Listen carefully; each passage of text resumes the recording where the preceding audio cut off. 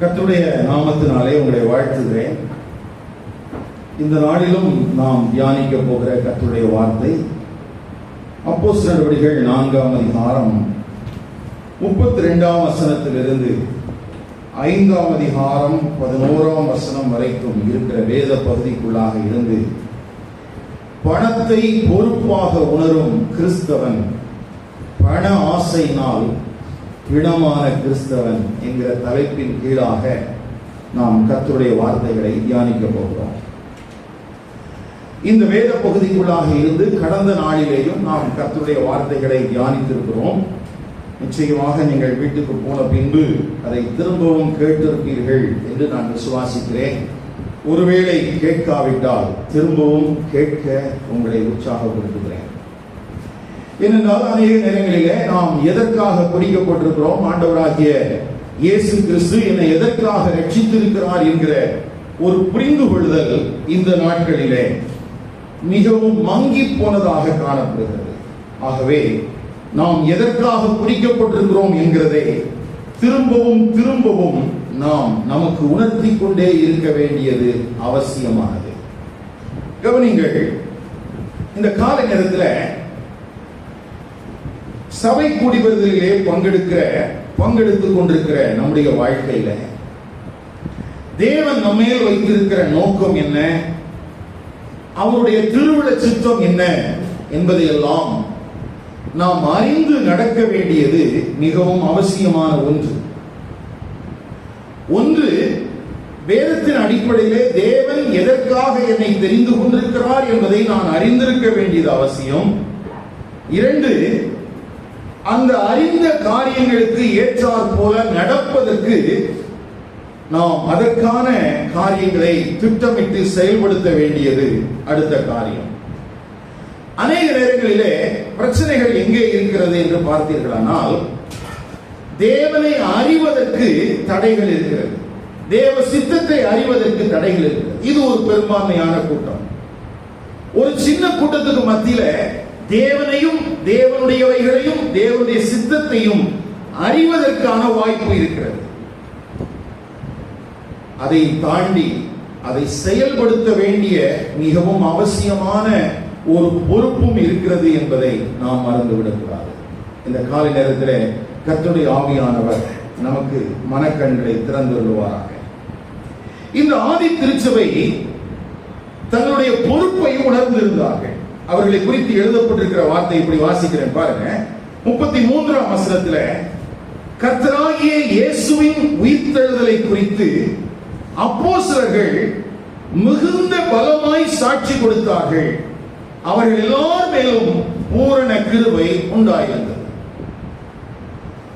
சபையாக கூடி வந்த அந்த பரிசுத்தவான்கள் வெறுமனே துதிப்பதிலும் ஆராதிப்பதிலும் மாத்திரமல்ல, அவர்கள் உயிர்த்தெழுந்த இயேசுவை குறித்து பலமாய் சாட்சி கொடுத்துக் கொண்டிருந்தார்கள். இந்த அப்போஸ்தலர் நடவடிக்கைகளை திரும்பவும் இந்த வார்த்தை எழுதப்பட்டிருக்கிறது. 2ஆம் அதிகாரம் 24ஆம் வசனம், 32வது வசனம், 3ஆம் அதிகாரம் 15ஆம் வசனம், 5ஆம் அதிகாரம் 30ஆம் வசனம், 10ஆம் அதிகாரம் 40ஆம் வசனம், 13ஆம் அதிகாரம் 30ஆம் வசனம், 33ஆம் வசனம், 34ஆம் வசனம், 37வது வசனம் என்று இந்த எல்லா வேத வசனங்களிலேயும் ஆண்டவராகிய இயேசு கிறிஸ்து பாவங்களுக்காக மரித்தார், அடக்கம் பண்ணப்பட்டார், அவர் உயிர்த்தெழுந்தார், அதற்கு நாங்கள் சாட்சிகள் என்பதை அவர்கள் தொடர்ந்து பிரகடனப்படுத்திக் கொண்டே இருந்தார்கள். ஏற்கனவே இந்த 3ஆம் அதிகாரத்தையும் 4ஆம் அதிகாரத்தையும் நாம் வாசிக்கும் போது அங்கே இருக்கிற சனகரிப் சங்கத்தாருக்கும் இந்த ஆதி திருச்சபைக்கும் கொள்கை ரீதியாக பிரச்சனைகள் இருந்தது. சனகரிப் சங்கத்தார் உயிர்த்தெழுதலை நம்பாதவர்கள். உயிர்த்தெழுதலை விசுவாசியாத அந்த ஜனங்கள் பெருகி இருக்கிற ஒரு காலத்திலே உயிர்த்தெழுதலை குறித்த செய்தி திரும்பவும் பிரசங்கிக்கப்பட்டுக் கொண்டே இருக்கிறது. அப்படி உயிர்த்தெழுதல் பிரசங்கிக்கப்படும் போது உபத்திரவங்கள் வருகிறது. ஆனால் அந்த உபத்திரவங்களை குறித்து கவலைப்படாமல், பாடுகளை குறித்து கவலைப்படாமல், அவர்கள் உயிர்த்தெழுந்த கிறிஸ்து கிறிஸ்துவை சாட்சியாக அறிவிக்கிறதிலே மிகவும் கவனமாக இருந்தார்கள். அப்படியானால் முதலாவது இந்த கால நேரத்திலே நாம் கற்றுக்கொள்ள வேண்டிய காரியம் என்ன? மூன்றாம் அதிகாரம் துவங்கி இந்த 4ஆம் அதிகாரத்திலே பாடுகளையும் உபத்திரவங்களையும் சந்திக்க தொடங்கி இருக்கிற அந்த ஆதி திருச்சபை எதை பேசினால், எதை விசுவாசித்தால் தங்களுக்கு பாடுகள் அல்லது உபத்திரவங்கள் வரும் என்று அறிந்திருந்தார்களோ அந்த பாடுகளை குறித்தும் அந்த விளைவுகளை குறித்தும் அவர்கள் கவலைப்படவே இல்லை. யாரும் அவங்களை உற்சாகப்படுத்தலாம் இல்லை, யாரும் அவங்ககிட்ட போய் இதை சொல்லுங்கன்னு சொல்லல. இயேசு கிறிஸ்து அவர் உயிர்த்தெழுந்த பிறகு அவர்களிடத்திலே சொன்ன காரியங்களை தாண்டி இங்கே வேறு எந்த பிரத்யட்சமான வெளிப்பாடுகளையும் தேவனிடத்திலிருந்து அவர்கள் நேரடியாக பெற்றுக்கொள்ளவில்லை. ஆனால் வேத வசனத்தின் அடிப்படையிலேயே தங்களை நம்பி தேவன் கொடுத்திருந்த பொறுப்புகளை அவர்கள் தைரியமாய் பிரசங்கித்துக் கொண்டே இருந்தார்கள். அப்போ ஒரு பக்கத்தில் ஜெபம் நடக்குது, இன்னொரு பக்கத்தில் சாட்சியாக அறிவிக்கிற காரியங்கள் நடக்குது, இன்னொரு பக்கத்தில் ஒரு மனதோடு அவர்கள் தங்களுடைய உடைய வஸ்துக்களை எல்லாம் விற்று அப்போஸ்தலருடைய பாதத்திலே வந்து படைத்துக் கொண்டிருக்கிறார்கள். இதெல்லாம் ஒரே நேரத்தில் தான் நடக்குது. இதை நம்ம கவனிக்கணும். ஒரு பக்கத்தில் சுவிசேஷத்தை அறிவிப்பதற்கு போகிறார்கள், இன்னொரு பக்கத்தில் உயிர்த்தெழுதலை குறித்து சாட்சியாக அறிவித்துக் கொண்டிருக்கிறார்கள். அதனுடைய விளைவுகளை குறித்து அவர்கள் கவலைப்படவில்லை. இன்னொரு பக்கத்தில் பாடுகள் வருகிறது, ஜெபிக்கிறார்கள், விடுவிக்கப்படுகிறார்கள். இன்னொரு பக்கத்தில் ஒருமித்து எல்லாருடைய வஸ்துக்களை உணர்ந்து அந்த அப்போஸ்தலருடைய பாதத்தில் வச்சிட்டு பொருளாசையற்றவர்களாக எல்லாருக்கும் தேவையானதற்கு தக்கதாக பகிர்ந்து கொடுத்தார்கள் என்று நாம் அந்த 32ஆம் வசனத்திலே வாசிக்கிறோம். கவனிங்க. அப்போ ஏதோ ஒரு செயல்பாடு மாத்திரம் ஆதி திருச்சபையிடத்திலிருந்து நாம் கற்றுக்கொள்ள வேண்டியதில்லை. அவர்கள் கூடி வரும்போதெல்லாம் அவர்கள் செயல்படுத்தின காரியங்கள் எல்லாவற்றையும் நாம் கற்றுக்கொள்ள வேண்டியது அவசியமாயிருக்கிறது. ஆனா இன்னைக்கு இருக்கிற தேவனுடைய சபையை பொறுத்த வரைக்கும் அப்படி பரிசுத்த ஆவியினாலே நடத்தப்படுகிற காரியங்களை நாம் அனுபவியாமல் ஒரு நிர்பந்தமான நிலைமையில இருக்கிறோம். ஒரு ஊழியனாகவும் அது எனக்கு ரொம்ப ஒரு வருத்தத்தை கொடுக்குது. காரணம் என்னன்னா, நாம் வாசிக்கிற வேத வசனங்களுக்கும் இன்றைக்கு நாம் கடைபிடித்துக் கொண்டிருக்கிற கிறிஸ்தவத்துக்கும் சம்பந்தமே இல்லாத ஒரு போக்கு. யோசிச்சு பாருங்க. எங்களுக்காக ஜெபியுங்கள் என்று அப்போஸ்தலர்கள் கேட்கவில்லை. நடந்த சம்பவத்தை சொன்னாங்க, ஜனங்கள் என்ன பண்ணாங்க? ஜெபிச்சாங்க. அங்க இருக்கிற பரிசுத்தவான்கள் நாங்கள் குறைவுபட்டிருக்கிறோம் என்று யாரிடத்திலும் சொல்லவில்லை. அவர்களாகவே தங்களுடையவைகளை விற்று கொண்டு வந்து அப்போஸ்தலருடைய பாதத்தில் வைத்தார். அப்போ தேவையை சொல்லி கேட்கிறதுனால அல்ல, தேவையை உணர்ந்தே எல்லாரும் செயல்பட்டார்கள். சொல்லுங்க, எப்படி செயல்பட்டாங்க? தேவையை சொல்லி கேட்டதினால் அல்ல, தேவையை உணர்ந்தே செயல்பட்டார்கள். ஜெபம் தேவை அப்படிங்கறத உணர்ந்தாங்க, பொருளாதார உதவி தேவை அப்படிங்கறத அவங்க உணர்ந்தாங்க. யாரும் யார்கிட்டையும் கேட்க வேண்டிய அவசியம் இல்லை. அப்படிதான் ஆதி சபை இருந்தது. ஆனால் இன்றைய நிலைமை எப்படி இருக்கிறது? எதுவா இருந்தாலும் நம்ம என்ன செய்யணும்? கேட்கணும். எதுவா இருந்தாலும் நம்ம சொல்லணும், ஜெபிங்க, எனக்காக ஜெபித்துக் கொடு. ஜெபிக்க கேட்பது தவறு என்று நான் சொல்லவில்லை. ஆனால் தேவையை அறிந்து செயல்பட வேண்டிய ஒரு மனநிலைமை ஒரு தேவனுடைய பிள்ளைக்கு, குறிப்பாக தேவ சபைக்கு தேவை. யாருக்கு தேவை? தேவ சபைக்கு தேவை. அப்போ இது நம்ம ரொம்ப கவனத்தில் கொள்ள வேண்டிய காரியம். அப்போ ஒரு பக்கத்துல பாடுகள் வருது, உபத்திரவங்கள் வருது, அது நிமித்தமாய் ஒரு நெருக்கடி எல்லாம் உண்டாகுது. அது அவர்களை தடுத்து நிறுத்தவே இல்லை. அவங்க இயல்பாக அறிவித்துக் கொண்டே இருக்கிறார்கள். இன்னொரு பக்கத்துல விளைவுகளை பார்த்துட்டு யாராவது அந்த செய்தியை சொன்னா உடனே ஆவியில நிறைந்து ஜெபிக்கிறாங்க. ஆண்டவர் அவர்களை பலப்படுத்துகிறார். திரும்பவும் தைரியமா சுவிசேஷத்தை அறிவிக்கிறதுக்கு போறாங்க. இன்னொரு பக்கத்துல வந்த ஜனங்கள் பொருளாதார தேவையில் இருக்கிறாங்க. அவருடைய தேவைகளுக்காக ஜெபிக்கவோ அவருடைய தேவையை அறிவிக்கவோ இல்லை. எல்லாம் அவர்களுக்கு இயல்பாக கிடைத்தது. இயல்பா என்ன செய்தது? கிடைத்தது. யோசிச்சு பாருங்க. இன்னைக்கு சபைக்குள்ள ஆண்டவர் ஆசீர்வதிப்பார் அப்படின்னு சொல்லிட்டு பழைய ஏற்பாட்டில இருந்து எக்கச்சக்கமான வாக்குத்தத்தங்களை எடுத்து திரும்ப திரும்ப பேசிட்டே இருக்கிறாங்க. இது சரியா தவறா என்பது ஒரு பக்கத்துல நம்ம ஒரு யதார்த்தமான காரியத்தை புரிந்து கொள்றதுக்கு முயற்சி எடுப்போம். இந்த ஆதி திருச்சபை தேவையை உணர்ந்து செயல்பட்ட தேவ சபை. என்ன சபை? தேவையை உணர்ந்து செயல்படும். இவங்க எல்லாருமே யூத பின்னணியத்தை சார்ந்தவங்க. இவங்க எல்லாருமே யாருதான்? யூத பின்னணியத்தை சார்ந்தவங்க. ஆனா இவர்களில் குறைவுள்ளவர்கள் இருந்தார்கள். அதனாலதான் அதிகமா வச்சிருந்தவங்க என்ன பண்ணாங்க? வித்து கொண்டு கொடுத்தாங்க இல்லையா? அங்க இப்படி எழுதியிருக்க பாருங்களேன், 34ஆம் வசனம். நிலங்களையும் வீடுகளையும் உடையவர்கள் அவைகளை விற்று விற்கப்பட்டவைகளின் கிரயத்தை கொண்டு வந்து அப்போஸ்தலருடைய பாதத்திலே வைத்தார்கள். அவனவனுக்கு தேவையானதற்கு தக்கதாய் பகிர்ந்து கொடுக்கப்பட்டது. அவர்களில் ஒருவனுக்கும் ஒன்றும் குறைவாயிருந்ததில்லை. இப்போ வீடுகளையும் உடைமைகளையும் வைத்திருந்தவர்கள் விற்று கிரயத்தை கொண்டு வந்து கொடுக்கிறாங்க. அது அப்போஸ்தலர்கள் வாங்கி இரண்டு விதமான காரியங்களுக்காக பயன்படுத்தி இருக்க வேண்டும். ஒன்று, ஊழியத்தின் செலவினங்களுக்காக. எதற்காக? ஊழியத்தினுடைய செலவினங்களுக்காக. இன்னொரு பக்கத்துல ஏற்கனவே ரட்சிக்கப்பட்டு சபைக்குள்ள வந்திருக்கிற ஜனங்களின் தேவைகளுக்காக. யாருடைய தேவைகளுக்காக? ஜனங்களின் தேவைகளுக்காக. அப்போ சபைக்குள்ள வந்த பிறகும் ஜனங்கள் என்ன தேவையில இருந்தாங்க? பொருளாதார தேவையில இருந்தாங்க. அந்த பொருளாதார தேவையில இருந்த போதும் அவர்கள் அப்போஸ்தலர்கள் என்ன பண்ணல? பழைய ஏற்பாட்டில் இருக்கிற வாக்குத்தத்தங்கள் எல்லாம் சொல்லி அவர்களுக்கு வாக்குத்தத்தங்களை விசுவாசிங்கன்னு பிரசங்கம் பண்ணல.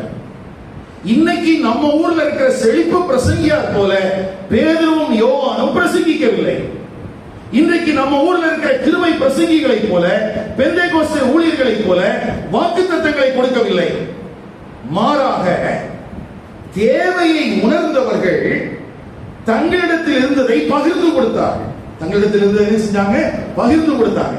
அப்போ இன்னைக்கு இருக்கிற மாதிரி வாக்குத்தத்த பிரசங்கம் பண்ணப்படல, அல்லது விசுவாச அறிக்கை பண்ணுங்கன்னு சொல்லி அதற்கான கிளாஸ் எடுக்கல, அல்லது விசுவாசிங்கன்னு சொல்லிட்டு அந்த ஜனங்களுக்கு எந்த காரியங்களும் கற்பித்து கொடுக்கல.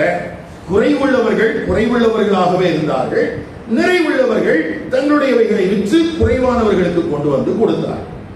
அப்போ அங்க பொருளாதாரம் என்பது எப்படி கையாளப்பட்டது? எப்படி கையாளப்பட்டுச்சு? வாக்குத்தத்தங்களை பிரசங்கம் பண்ணல, அல்லது குறைவா இருக்கிறவர்களை பார்த்து விசுவாசத்தோட ஜெபம் பண்ணுங்க, கர்த்தர் உங்களையும் ஆசீர்வதிப்பார்னு சொல்லல. ஏன்? குறைவா இருக்கிறவர்களுக்கு உதவ வேண்டும் என்பது நம்முடைய பொறுப்பு என்பதை அவர்கள் உணர்ந்திருந்தார்கள். அது யாருடைய பொறுப்பு? அது என்னுடைய கடமை. அது என்னுடைய கடமை என்று அவர்கள் அறிந்திருந்தார்கள். இதுல இன்னும் கவனிக்க வேண்டிய இன்னொரு விஷயம் என்னன்னா, இப்படி பொருளாதார தேவையில் இருந்தவர்கள் அதிகபட்சமாக விதவைகளாக தான் இருந்தார்கள். யாருதான் இருந்தாங்க? விதவைகளாக. அப்போ ஆதி திருச்சபையினுடைய காலத்துல சபைக்குள்ள இருந்த ஆட்கள் யாரு?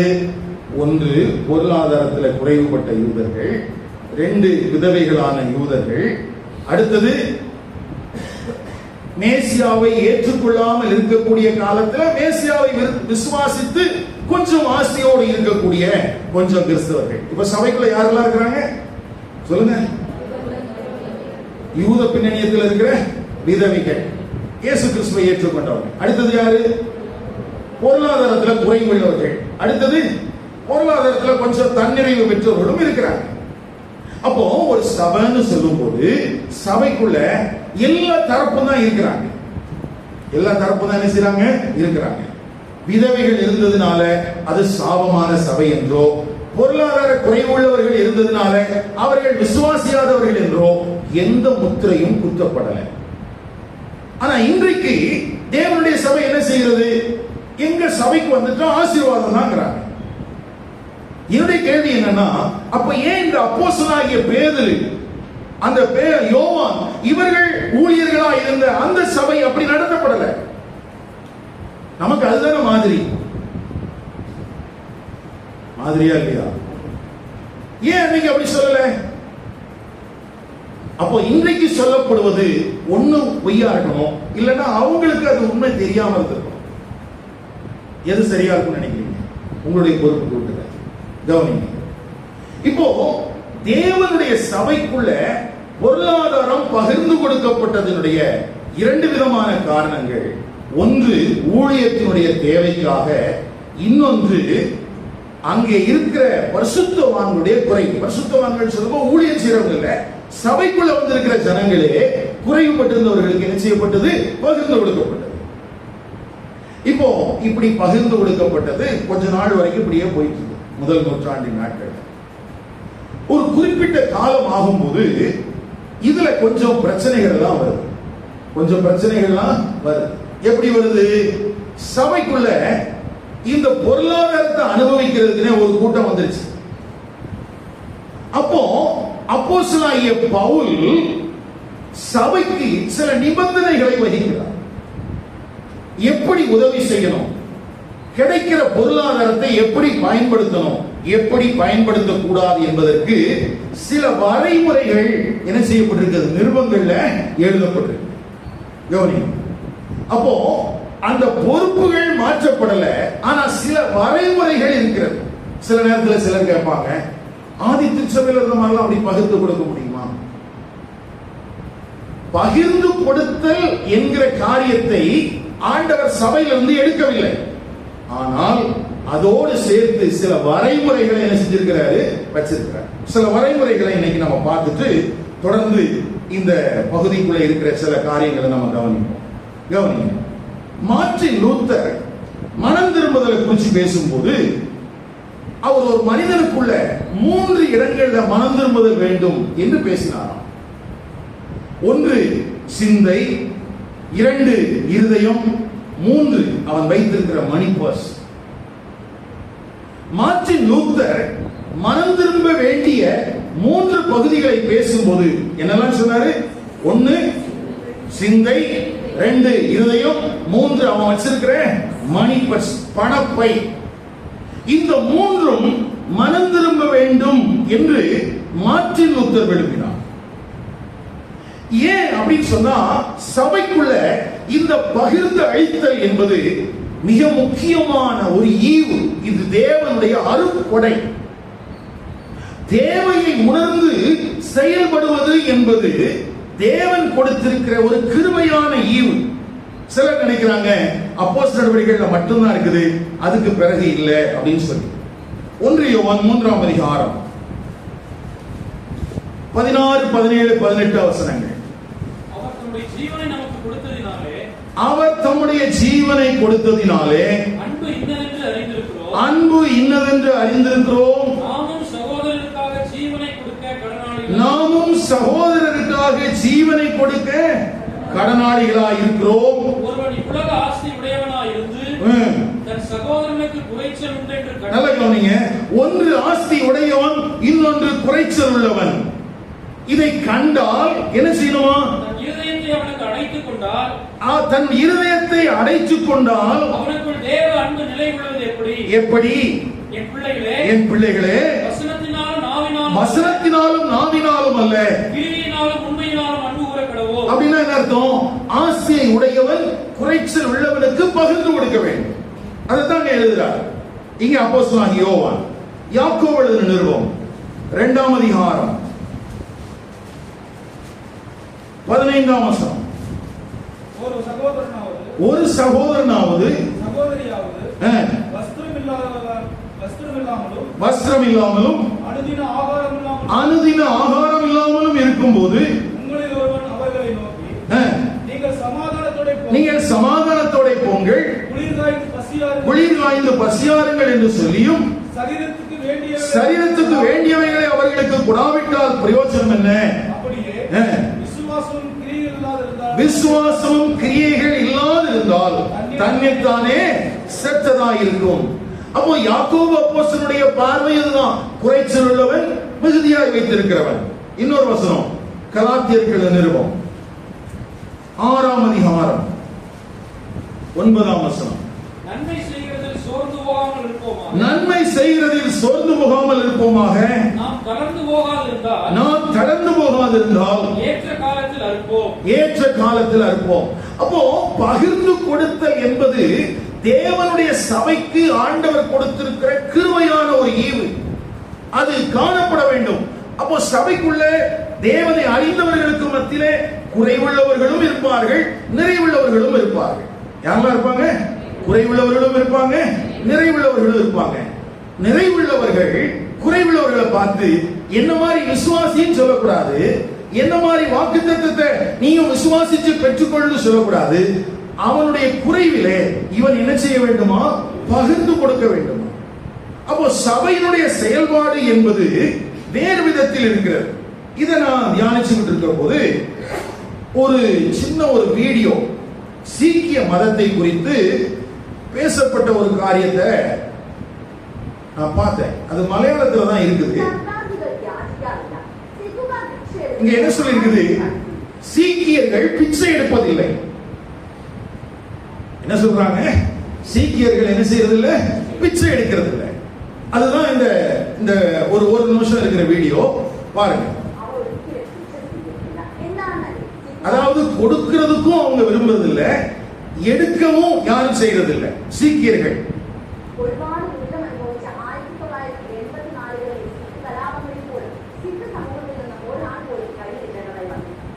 1983-84 வருஷத்துல அதிகபட்சமான நெருக்கங்களை சந்தித்த அந்த காலத்தில் கூட யாரும் பிச்சை எடுக்க வேண்டிய சூழல் அவர்களுக்கு என்ன செய்யா வரலையா?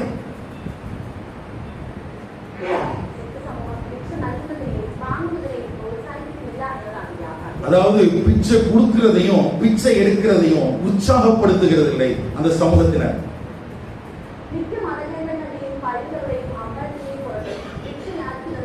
இதை சொல்லும் போது கோயில்களுக்கு முன்னால, ஆலயங்களுக்கு முன்னால பிச்சைக்காரங்க என்ன செய்யறாங்க? இருக்கிறாங்க. நம்ம என்ன செய்யறோம்? அவங்கள உற்சாகப்படுத்துறோம். அவங்கள பிச்சை எடுக்கிறதுக்கு நம்ம என்ன செய்யறோம்? உற்சாகப்படுத்துகிறோம். ரொம்ப கவனிக்க வேண்டிய வார்த்தைகள், அதனால உங்களுக்கு சொல்றேன்.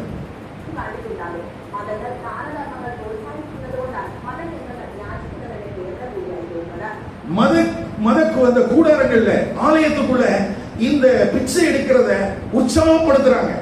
அதனால ஜனங்கள் என்ன செய்யறாங்க? பிச்சை எடுக்கிற ஒரு சமூகம் அப்படியே இருந்துகிட்டே இருக்குது. ஆனா சீக்கியர்களை பொறுத்த வரைக்கும் அவங்க என்ன செய்யறது இல்லையா? உற்சாகப்படுத்துறது.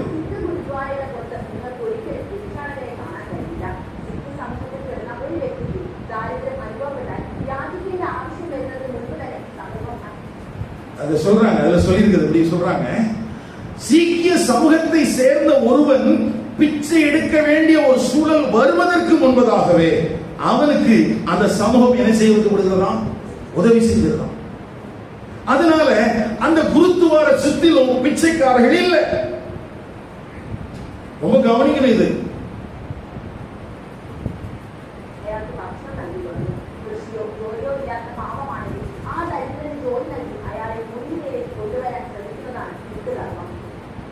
அதாவது அவர்களுக்கு சாப்பாடு கொடுத்து, அவர்களுக்கான தேவையான உதவிகளை செய்து, அவர்கள் நல்ல தொழில் செய்வதற்கோ அல்லது அவர்களுடைய வாழ்வாதாரங்களுக்கு தேவையான காரியங்களையோ செய்து அவர்களுடைய வாழ்வாதாரங்களை உயர்த்துவதுதான் சீக்கிய தர்மம்.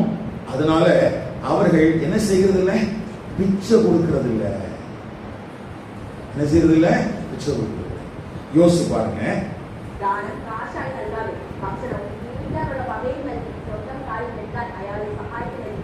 சொந்த காலில் நிற்கிறதுக்கு, அவன் வாழுகிறதுக்கு தேவையான வாழ்வாதாரத்துக்கு தேவையான காரியங்கள் என்ன செய்யப்படுகிறதாம்? செய்யப்படுகிறதாம். சரி, எதுக்காக இதை சொல்றேன்னா, இன்னைக்கு கிறிஸ்தவம் என்ன செய்கிறது?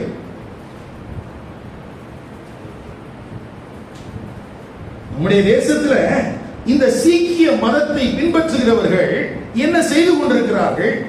கிறிஸ்துவை பின்பற்றுகிற நீங்களும் நானும் என்ன செய்து கொண்டிருக்கிறோம்?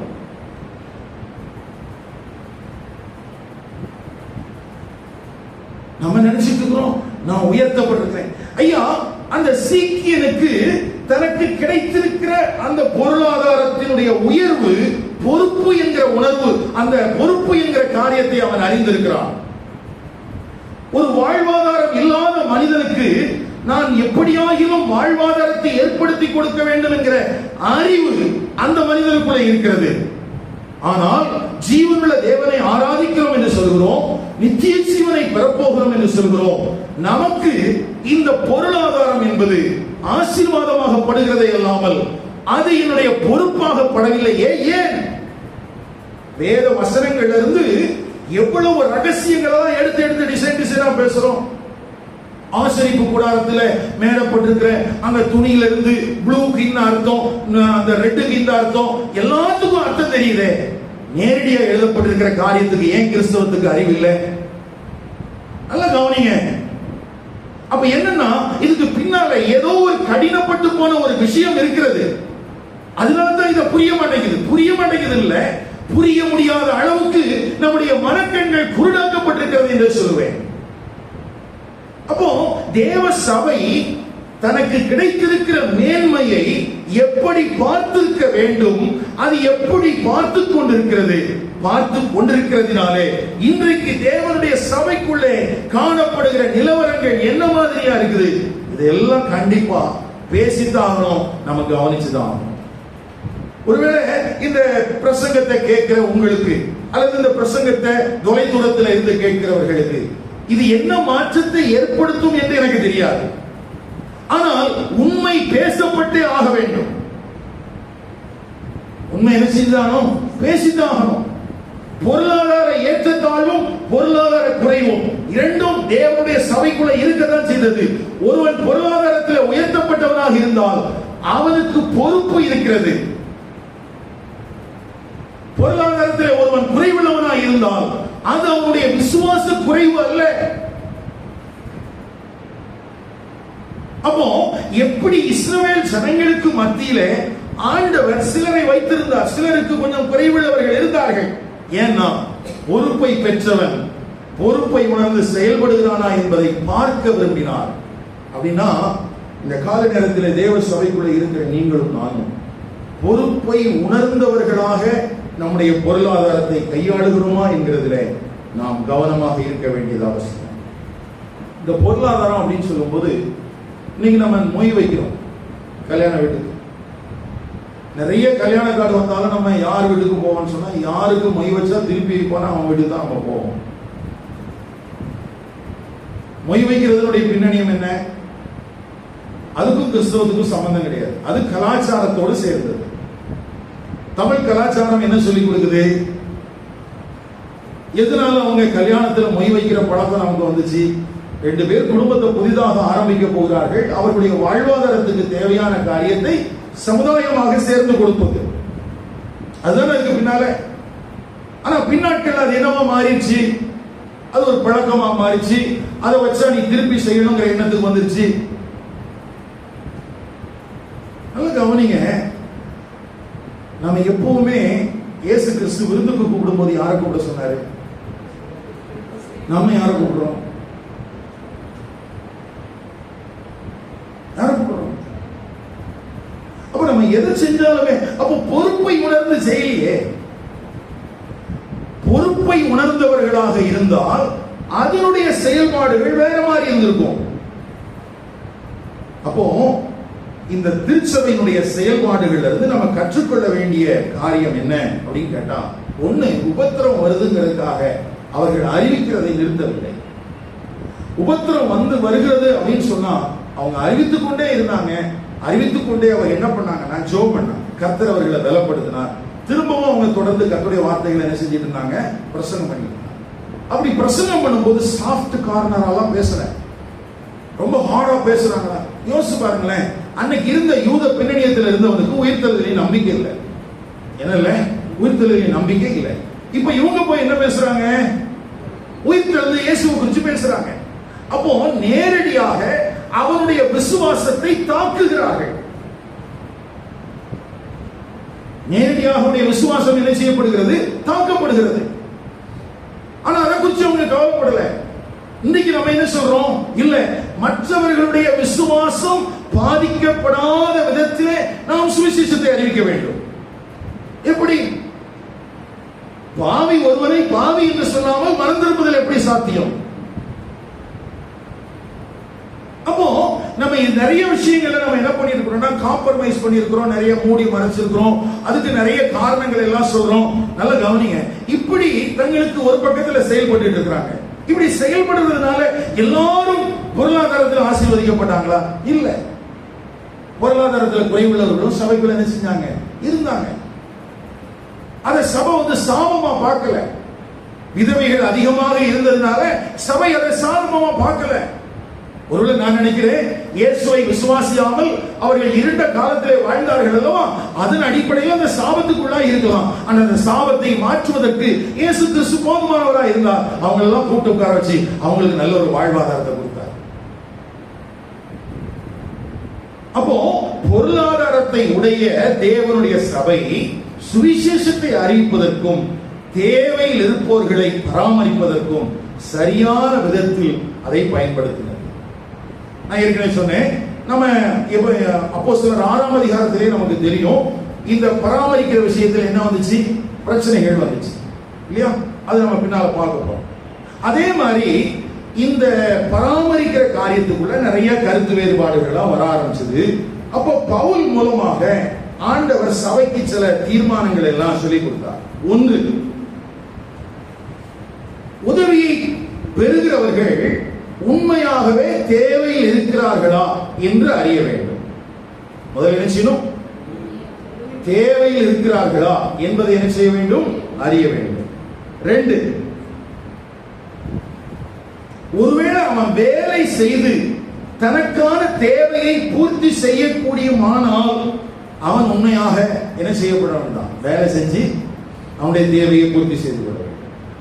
முதல்ல அவனுக்கு உண்மையாகவே தேவை இருக்கிறதா என்று கண்டுபிடிக்க வேண்டும். 2, அவன் வேலை செய்து தன்னுடைய தேவையை பூர்த்தி செய்யக்கூடுமானால் அப்படிப்பட்டவனுக்கு சபை உதவி செய்ய வேண்டும் என்கிற அவசியம் இல்லை. 2வது.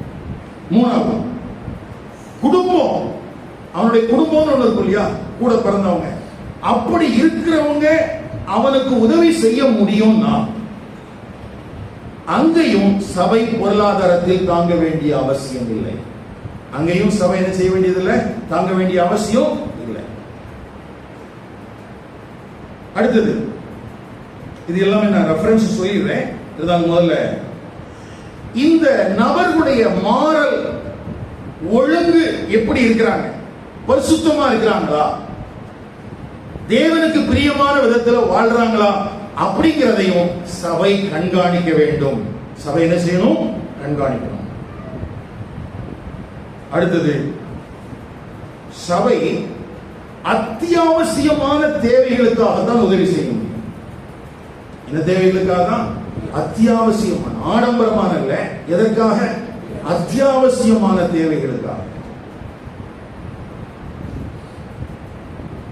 அப்படி சபையிலிருந்து உதவியை பெறுகிறவர்களாக இருந்தாலும் அவர்களுக்கு வாய்ப்பு கிடைக்கும் போது அவர்கள் அதை சபைக்கு திருப்பி செலுத்த வேண்டும்.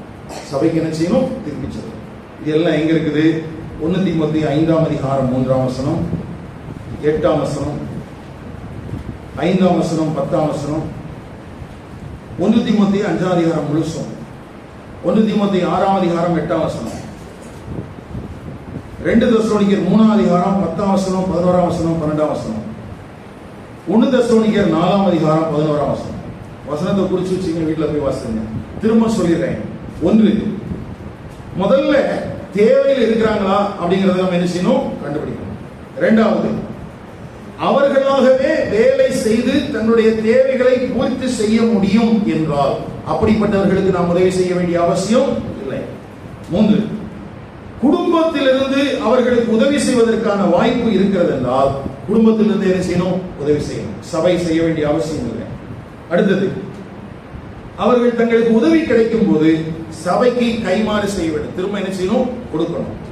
அவர்களுடைய மாரல் கான்டக்ட் சரியா இருக்குதா அப்படிங்கிறத சபை பார்த்து கொண்டே இருக்க வேண்டும்.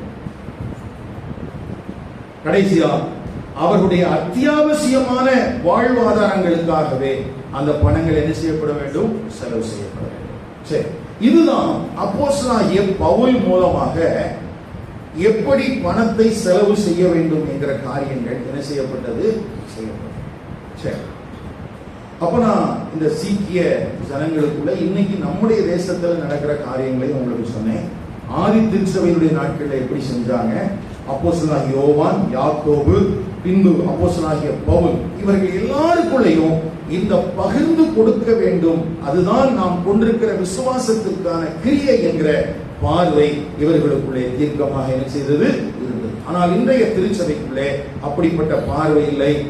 நம்ம உடனே என்ன சொல்லிடுவோம்னா, அவங்க அப்படி இருக்கிறாங்க இப்படி இருக்கிறாங்க அப்படின்னு சொல்லி, சரி அதெல்லாம் வரைமுறையும் வேதாகமத்திலே கொடுக்கப்பட்டிருக்கிறது, யாருக்கு நாம் உதவி செய்ய வேண்டும், யாருக்கு நாம் உதவி செய்ய வேண்டாம் என்று. ஆனா இதை தாண்டி இப்ப நம்ம பார்க்கிற போர்ஷன் வந்துட்டு பொறுப்பை உணர்ந்த ஒரு வாழ்க்கை தான். என்ன வாழ்க்கை தான்? சாக்கு போக்கு சொல்றதுக்கு நமக்கு வழி தரதுக்காக இல்லை. இப்ப நம்ம படிக்கக்கூடிய பகுதியில் என்னதான் பார்க்கிறோம்? பொறுப்பு. இப்ப எல்லாரும் கொடுத்தாங்க, அதுல ஒரு மனிதனும் கொண்டு கொடுக்கிறான். அவன் பேர் தமிழ்ல 2 பேர் எழுதப்பட்டிருக்குது, ஒன்னு யோசே, இன்னொன்னு பர்னபா. ஒன்னு என்னது? புது டிரான்ஸ்லேஷன்ல இங்கிலீஷ் பைபிள்ல ஜோசப்னே போட்டிருக்காங்க, பழைய பைபிள்ல ஜோஸ்னு போட்டிருக்குது. ஆனா புது வேதாகமத்துல புதிதா வரக்கூடிய ஆங்கில மொழியாக்கங்கள்ல ஜோசப்னு போட்டிருக்காங்க. இப்படி எழுதப்பட்டிருக்குது பாருங்க, 36ஆம் வசனத்துல, சீப்புரு தீவானும் லேவியனும் அப்போஸ்தலராலே ஆறுதலின் மகன் என்று அர்த்தம் கொள்ளும் பர்னபா என்னும் மறுபெயர் பெற்றவனுமாகிய யோசே என்பவன், இவனும் தனக்கு உண்டாயிருந்த நிலத்தை விற்று அதன் கிரயத்தை கொண்டு வந்து அப்போஸ்தலருடைய பாதத்திலே வைத்தான். சரி, இப்போ இந்த பர்னபாவும் பணத்தை, பொருளாதாரத்தை பொறுப்பாக பார்த்தான். எதை பார்த்தா? பொறுப்பாக. அதனால என்ன பண்ணா, அவன் அதை விற்று கொண்டு வந்து என்ன செஞ்சுட்டான்? அப்போஸ்தலருடைய பாதத்துல வச்சுட்டான். இதை குறிச்சு அப்படியே படிச்சுட்டே வரும்போது எனக்கு இந்த பர்னபாவை குறிச்சு சில விஷயங்கள் இப்படி தோணுச்சு. இப்படி அப்போஸ்தலருடைய பாதத்துல வித்து எல்லாத்தையும் வச்சுட்டு பிறகு அவன் ஊழியத்துக்கு போறான், நம்ம பார்ப்போம். ஆனா பின் நாட்கள்ல அப்போஸ்தலனாகிய பவுல் இவனை குறித்து இப்படி ஒரு வார்த்தை எழுதியிருக்கிறார். வாசிக்கலாம். 1 கொரிந்தியர் 9ஆம் அதிகாரம் 6ஆம் வசனம்.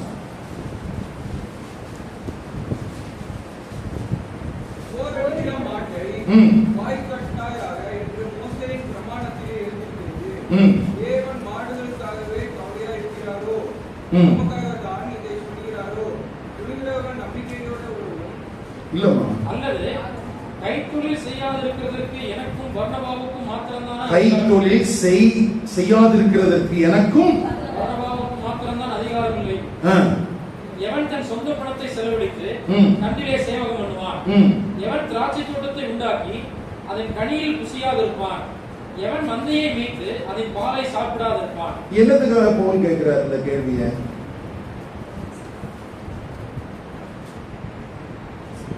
எனக்கும் பர்னபாவுக்கும் கைத்தொழில் செய்து ஊழியம் செய்யறதுக்கு அதிகாரம் இல்லையா அப்படின்னு அவர் கேட்கிறார். அதான் கேள்வி. எப்படி கைத்தொழில் வேலை செஞ்சுக்கிட்டே நாங்க ஊழியம் செய்யக்கூடாதா அப்படின்னு கேட்கிறார்.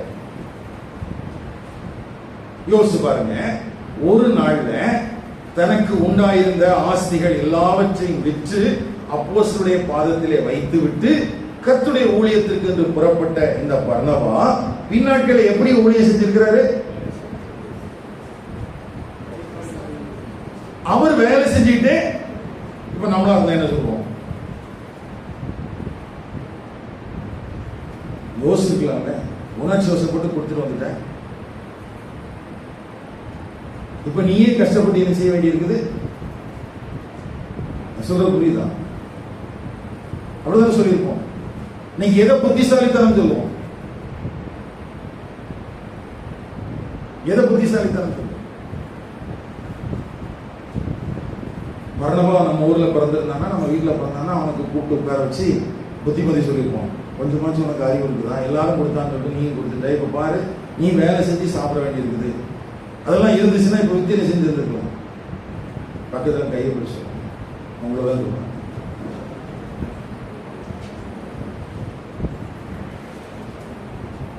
ஏன்னா நமக்கெல்லாம் ஐடியாவுக்கெல்லாம் பஞ்சமே கிடையாதுல்ல.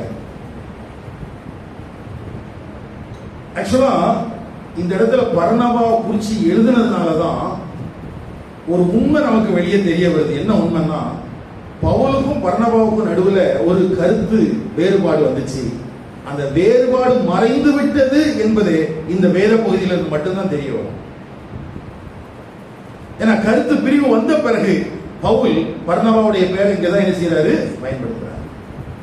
அப்ப நல்லா கவனிங்க, தங்களுக்கு உண்டாயிருந்த ஆஸ்திகளை விற்று அப்போஸ்தலருடைய பாதத்துல வச்சதுக்கு காரணம் என்ன அப்படின்னா, இது எனக்கான பொறுப்பு.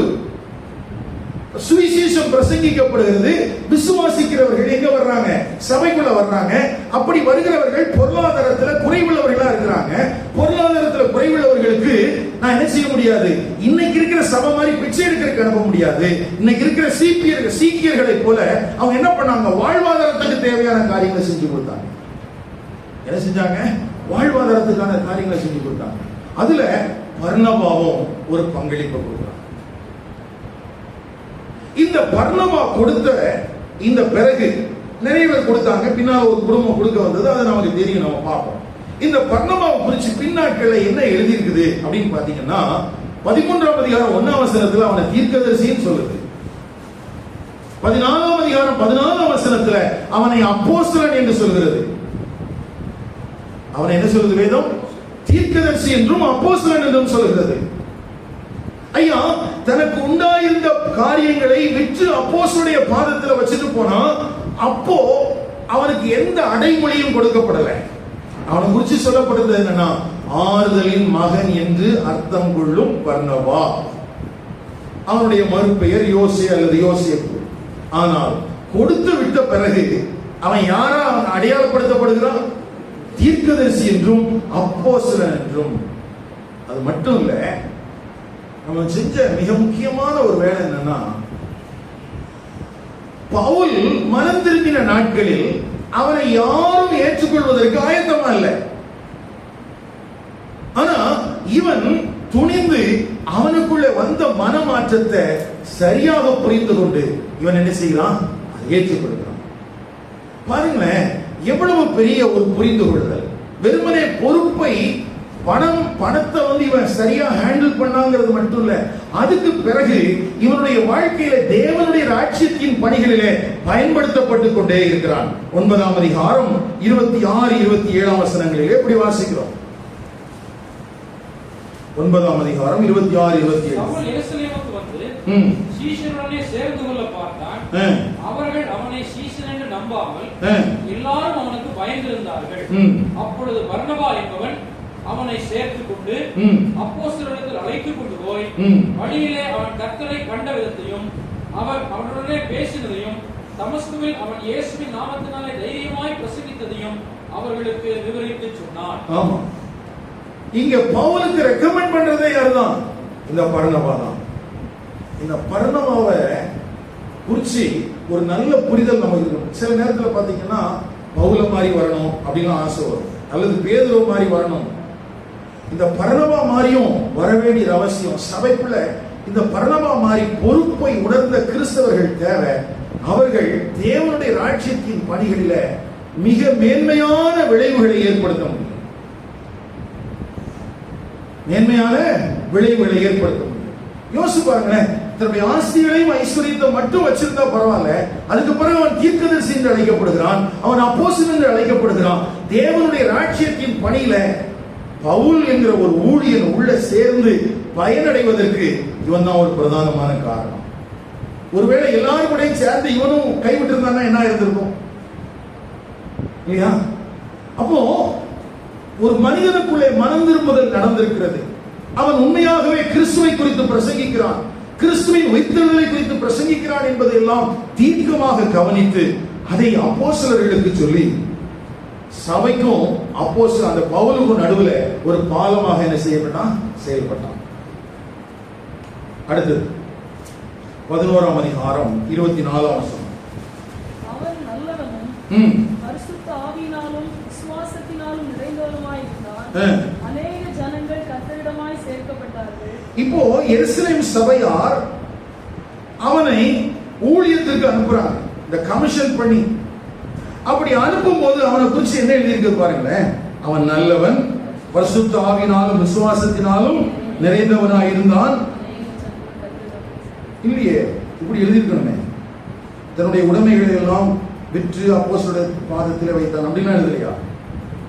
முதல்லலாம் பாத்தீங்கன்னா நம்ம ஊர்ல ஒரு டியூப் லைட் வாங்கி கொடுத்தா கூட, பல்ப் வாங்கி கொடுத்தா கூட அதுல என்ன இருக்கும், உபயம்னு போட்டு பேர்லாம் எழுதிருக்கும். அதுல வர்ற வெளிச்சத்தையே நம்ம ஆட்கள் என்ன செஞ்சிருவாங்க, மறைச்சிருவாங்க. ஃபேன்ல அந்த 3 ரெக்கையிலையும் பேர் எழுதிருக்கும். இப்பெல்லாம் பரவாயில்ல, ஓரளவுக்கு இப்ப கல்வெட்டு வைக்கிறதோட நிறுத்திக்கிறாங்க. எருசலேம் சபையார் கமிஷன் பண்ணி இந்த பர்னபாவை அனுப்புறாங்க. அவன் போய் எல்லாருக்கும் புத்தி சொல்லுகிறான். இவன் போனதுனால சபைக்குள்ள ஒரு நல்ல பெருக்கம் உண்டாகுது. யோசிச்சு பாருங்களேன். இப்போ இந்த பர்னபா அந்த 4ஆம் அதிகாரத்தினுடைய கடைசி பகுதியில் இருக்கும்போது ஆண்டவர் என்னை பொருளாதாரத்தில் ஆசீர்வதித்திருக்கிறார் என்கிற ஒரு நிலைமையில இருந்திருப்பான்னா, அவன் பின்னாட்களிலே தீர்க்கதரிசியாகவோ, பின்னாட்களிலே அப்போஸ்தலனாகவோ, அல்லது பின்னாட்களிலே தேவனுடைய ராஜ்யத்தின் பணிகளிலேயே பயன்படுத்தப்பட்ட ஒரு மனிதனாக இருந்திருப்பானா? எங்க இருந்திருப்பான்? எருசலேம் சபையிலே இருந்திருப்பான். என்ன செஞ்சுட்டு இருந்திருப்பான்?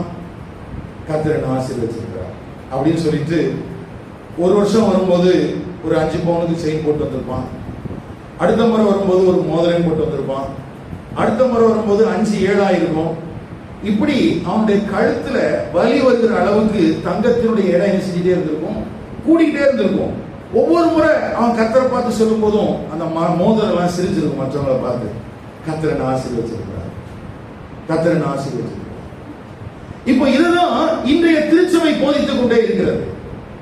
இதுதான் ஆசீர்வாதம் சொல்றாங்க. ஆனா பர்னபாவை பொறுத்த வரைக்கும் அதெல்லாம் குத்திக்கு கொண்டு அப்போஸ்தலருடைய பாதத்தில் வச்சுட்டு, என்னுடைய பொறுப்பு என்ன, என்னுடைய அழைப்பு என்ன, என்னுடைய தெரிந்து கொள்ளுதல் என்ன என்று அதை நிறைவேற்றுவதற்கு வேலை செஞ்சு சாப்பிட வேண்டிய சூழல் வந்தா கூட தேவனுடைய ராஜ்யத்தின் பணிகளில் பிரயோஜனம் உள்ளவனாக இருப்பேன் என்று முடிவெடுத்தான் அல்லவா? அதனால்தான் பரலோகம் இப்படிப்பட்ட மனிதர்களை கொண்டாடுகிறது. பரலோகம் இப்படிப்பட்ட மனிதர்களை என்ன செய்து கொண்டாடுகிறது. எனக்கு அருமையான கர்த்தருடைய பிள்ளைகளே, இந்த ஒவ்வொரு அதிகாரத்திலையும் இந்த பர்னபா கொண்டாடப்படுவதற்கு காரணம் என்னன்னா, தேவனால் அனுப்பப்பட்டவனாக, தேவனுடைய சபையினால் அங்கீகரிக்கப்பட்டு அனுப்பப்பட்டவனாக, தேவனுடைய ராஜ்யத்தின் பணிகளிலே பிரயோஜனம் உள்ளவனாக இவன் மாறி இருக்கிறான். பிரயோஜனம் உள்ளவனாக என்ன செஞ்சிருக்கிறான்? மாறி. இவனை குறித்து சபையினுடைய பாரம்பரியம் என்ன சொல்கிறது என்றால், ஒண்ணு, இயேசு கிறிஸ்து 70 பேரை தெரிந்தெடுத்தார் இல்லையா? அதுல 70 பேர்ல ஒருத்தன் இந்த பர்னபான்னு சொல்றாங்க. அடுத்தது, சீப்புரு தீவிலேயே இவன் இரத்த சாட்சியாய் மரித்து விட்டான் என்று நம்புகிறார்கள். மூன்றாவது, தெர்த்துலியன் என்று சொல்லுகிற சபை முற்பிதா எபிரேயர் நிருபத்தை பர்னபா தான் எழுதினாரு அப்படின்னு சொல்லி நம்புறார். அடுத்தது, பர்னபாவின் நிருபம் என்று ஒரு புஸ்தகம், அதாவது தள்ளுபடியாகவத்தில் இருக்கிற ஒரு புஸ்தகம் இந்த பர்னபாவினாலே எழுதப்பட்டது என்று நம்பப்படுகிறது. இன்றைக்கு இந்த பர்னபாவை நம்ம நினைக்கிறதுக்கு காரணம் என்ன அப்படின்னு கேட்டா, தனக்கு இருந்த ஆஸ்திகளையும் பணத்தையும் அவன் பொறுப்பாக உணர்ந்தான். அதை அப்போஸ்தலருடைய பாதத்தில் வைத்தான். தேவனுடைய ராஜ்யத்தின் பணிகளிலே தேவனுக்கு பிரயோஜனம் உள்ள ஒரு பாத்திரமாக மாறிவிட்டான். அல்லேலூயா. அப்ப இன்னைக்கு வரைக்கும் நமக்குள்ள இந்த பர்னபா மாதிரி ஆறணும் அப்படின்னு ஒரு ஆசை இருந்துச்சுன்னா அதுக்கு பின்னால இவனுடைய செயல்பாடுகள் இருக்கிறது. நல்ல கவனிங்க. அமெரிக்கா தேசத்துல இந்த மாடர்ன் பர்னபாஸ் அப்படின்னு சொல்லி ஒரு பெண் அழைக்கப்பட்டார்கள். அவங்களுக்கு திருமணம் ஆகல. அவங்க பேரு டாக்டர் ஹென்ரிட்டா மியர்ஸ். இந்த ஹென்ரிட்டா மியர்ஸ் தன்னுடைய இளமை பருவத்தில் சீனா தேசத்துக்கு மிஷனரியாக போக வேண்டும் என்கிற எண்ணம் உடையவளாக இருந்தாள். ஆனால் பின்னாட்களிலே அவளுக்கு அதை குறித்த ஒரு சரியான வழிநடத்துதல், புரிந்து கொள்ளுதல் இல்லாததுனால அவ எங்க சீனாவுக்கு போகல. அவளுடைய சரீரத்தில் ஒரு பலவீனம் இருந்தது. அந்த பலவீனத்தின் விளைவாக 30 வயதுக்கு பிறகு அவளுக்கு கண்ணு தெரியாதுன்னு சொல்லி அன்றைக்கு இருந்த மருத்துவர்கள் சொல்லியிருந்தாங்க. 1890 பிறந்த அந்த ஹென்ரிட்டா மியர்ஸ் 1963 வருடத்துல தன்னுடைய ஓட்டத்தை முடித்தார். அப்படி தன்னுடைய ஓட்டத்தை முடித்த அந்த பெண்ணை குறித்து துவக்க காலம் இப்படித்தான் சொல்லப்படுகிறது. சீனாவுக்கு மிஷனரியாக போக வேண்டும் என்கிற வாஞ்சை உள்ளவள். 30 வயதுல அவளுக்கு கண் பார்வை முழுவதுமாக போய்விடும் என்று மருத்துவர்களால் எச்சரிக்கப்பட்டிருந்தார். அதனால எங்கேயும் போகல. ஆனா ஒரு குறிப்பிட்ட சூழல்ல தான் படிக்க போவதாக சொல்லி கல்லூரியில போய் சேர்கிறாள் 1910 வருடத்துல. அப்படி அவள் போய் படிக்க போன இடத்துல தேவனை அறியாத விசுவாசியாத ஒரு ஆணோடு அவளுக்கு ஒரு காதல் உண்டாகிறது. அதுல அவ முடிவு பண்றா, இந்த மனுஷனை தான் நான் கல்யாணம் பண்ண போறேன், இதுதான் என்னுடைய வாழ்க்கை துணை என்று அவள் தீர்மானித்து விட்டாள்.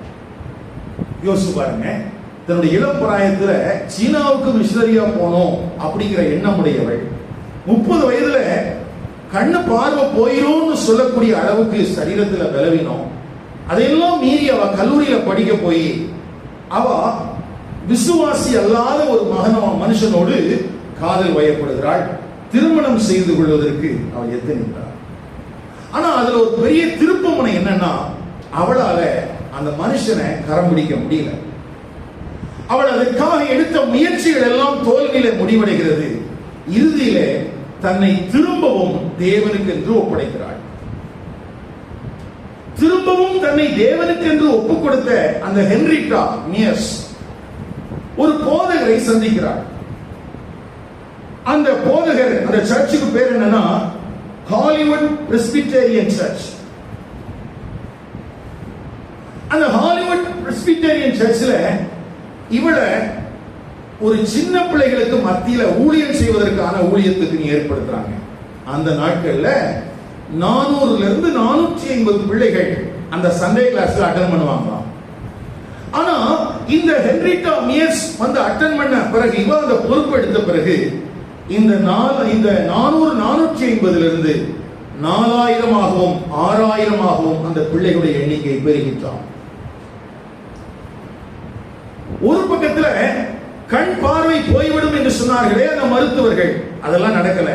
இவளுக்கு கண் பார்வை இருந்தது. அவள் தொடர்ந்து தேவனுக்கு பிரயோஜனம் உள்ள ஒரு பாத்திரமாக மாறியிருந்தாள். சீனாவுக்கு போகவில்லை என்பது ஒரு குறையாக இருந்தாலும் தேவன் அவள் மேல் வைத்திருந்த அந்த நோக்கம் முழுவதுமாக நிறைவேறிக் கொண்டிருந்தது. சண்டே கிளாஸ் எடுத்துட்டு இருந்த அந்த பெண்மணியின் மூலமாகத்தான் கேம்பஸ் குருசேட் ஃபார் கிரைஸ்ட் என்ற இயக்கத்தை ஸ்தாபித்த பில் பிரைட் அவர் ரட்சிக்கப்பட்டதுக்கு காரணம் அவள் தான். இப்போ அந்த பெண்ணுடைய படத்தை உங்களுக்கு காட்டுறேன் பாருங்களேன். அதை பார்த்தா கொஞ்சம், இதான் ஹென்ரிட்டா மியர்ஸ். இந்த பெண்மணியின் மூலமாக தான் அந்த பில் பிரைட் ரட்சிக்கப்படுறார். ரட்சிக்கப்பட்டு கர்த்தருடைய ஊழியத்துக்கு வர்றார். அடுத்தது ரிச்சர்ட் ஹாவர்சன் என்று சொல்லக்கூடிய ஒரு தேவனுடைய ஊழியர். அவர் ராணுவங்களுக்கு மத்தியிலே சாப்ளைனா இருந்தவர், பல புத்தகங்களை எழுதினவர். அவருடைய விசுவாச வாழ்வின் துவக்கமும் இவருடைய கரங்களிலே தான் அமர்ந்திருந்தது. இதுல மிக முக்கியமான இன்னொரு தகவல் என்னன்னா, டாக்டர் பால் கால்சன் காங்கோ நாட்டில் இரத்த சாட்சியாக மரித்தவர். தன்னுடைய 36 வயதுல ஒரு மருத்துவ மிஷனரியாக தன்னுடைய ஜீவனை கொடுத்தவர். அந்த மிஷனரியை எழுப்பினது இந்த பெண்மணி தான். இன்னொரு பெரிய ஆச்சரியம் என்னன்னா, இந்த பெண்மணி தான் பில்லி கிரஹாமுடைய இளம் பிராயத்துல அவர் வேதாகமத்தை நம்புவதா வேண்டாமா என்கிற ஒரு குழப்பத்தோடு இருந்தபோது இந்த ஹென்ரிட்டா மியர்ஸ் தான் விசுவாசத்திலே அவர் நிலைநிறுத்தப்படுவதற்கு மிகவும் சப்போர்ட்டாக இருந்திருக்கிறார். அதனாலதான் இந்த பெண்மணிக்கு பேரு மாடர்ன் டே பர்னபாஸ். எனக்கு அருமையான கர்த்தருடைய பரிசுத்தவான்களே, இந்த பெண்ணினுடைய இந்த வாழ்க்கை சரித்திரத்தில் நீங்க பாத்தீங்கன்னா, இவள் மூலமாக எழுப்பப்பட்டவர்கள் நூற்றுக்கணக்கான புத்தகங்களை எழுதியிருக்கிறாங்க. The Campus Crusade for Christ என்கிற ஸ்தாபனம் 191 நாடுகளில் இருக்கிறது. 26,000 முழு நேர வேலையாட்களை அந்த ஸ்தாபனத்தில் உடையவர்களாக இருக்கிறார்கள். இன்னைக்கு அதோடைய பேரை மாத்திட்டாங்க CRU. அவருடைய அந்த பில் பிரைட்டினுடைய மரணத்துக்கு பிறகு. ஆனா ஒரு எளிய ஒரு பெண்மணி தன்னுடைய வாழ்க்கையிலே தவறான முடிவுகளை எடுப்பதற்கு துணிந்திருந்தவள். ஆனாலும் தேவனால் தொடப்பட்ட போது தேவனுக்கென்று தன்னை அர்ப்பணித்ததின் மூலமாக திரும்பவும் எஜமானனுக்கு பிரயோஜனம் உள்ள ஒரு பாத்திரமாக மாறியிருந்தார். இந்த ஹென்ரிட்டா அநேக இளம் வயது ஊழியர்கள் விசுவாசத்திலே வளர்வதற்கு இவளால மாத்திரம் 400 பேர் தங்களுடைய இளம் பிராயத்தில் கிறிஸ்தவ ஊழியத்திற்கு என்று ஒப்பு கொடுத்திருக்கிறார்கள். கவனிங்க. அப்போ எல்லா காலத்திலும் தேவனுக்கென்று பிரயோஜனம் உள்ள பாத்திரங்களாக பயன்படுவதற்கு தேவன் பர்னபாக்களை வைத்திருக்கிறார். ஆனா அவர்கள் தங்கள் மேல் இருக்கிற அழைப்பையும் தெரிந்து கொள்வதையும் எந்த விதத்திலும் இழந்து போய்விடாதபடிக்கு, சிதறி போய்விடாதபடிக்கு கவனமாய் தங்களுடைய வாழ்க்கையை அமைத்துக் கொள்ள வேண்டியது அவசியமா இருக்கிறது. அப்படி இளம் பிராயத்துல ஒரு தவறான முடிவை எடுத்ததுனாலேயோ என்னவோ இறுதி வரைக்கும் திருமணம் செய்து கொள்ளவில்லை. ஆனால் கர்த்தருடைய ராஜ்யத்தின் பணிகளிலே ஒரு மிகவும் அருமையான கிருபையுள்ள பாத்திரமாக காணப்பட்டார். இன்றைக்கு பெயர் சொல்லக்கூடிய மிகப்பெரிய ஊழியக்காரர்கள் விசுவாசத்திலே நிலைநிற்பதற்கும் அவர்கள் கர்த்தருடைய ஊழியத்தை செய்வதற்கும் கிருபையுள்ள ஒரு பாத்திரமாக இந்த பெண்மணி மாறி இருக்கிறார். எனக்கு அருமையான கர்த்தருடைய பரிசுத்தவான்களே, உங்கள் வாழ்க்கையில கர்த்தர் கொடுத்திருக்கிற கிருபைகளை, கர்த்தர் கொடுத்திருக்கிற பொறுப்புகளை, ஆசீர்வாதங்களை தேவனுடைய ராஜ்யத்தின் பணிகளுக்கு என்று நீங்கள் பயன்படுத்துகிறீர்களா? தேவனுடைய ராஜ்யத்தின் பணிகளுக்கு என்று அவைகளை நீங்கள் விதைக்கிறீர்களா? இந்த போட்டோ இல்லையா, இது ரொம்ப முக்கியமானது. இந்த அம்மா மட்டும் இந்த பில்லி கிரஹாமுக்கு விசுவாசத்தை உறுதிப்படுத்துகிற காரியத்தை செய்யாமல் இருந்திருந்தால் பில்லி கிரஹாம் என்கிற ஒரு தேவனுடைய மனிதன் எழும்பியிருக்கவே முடியாது.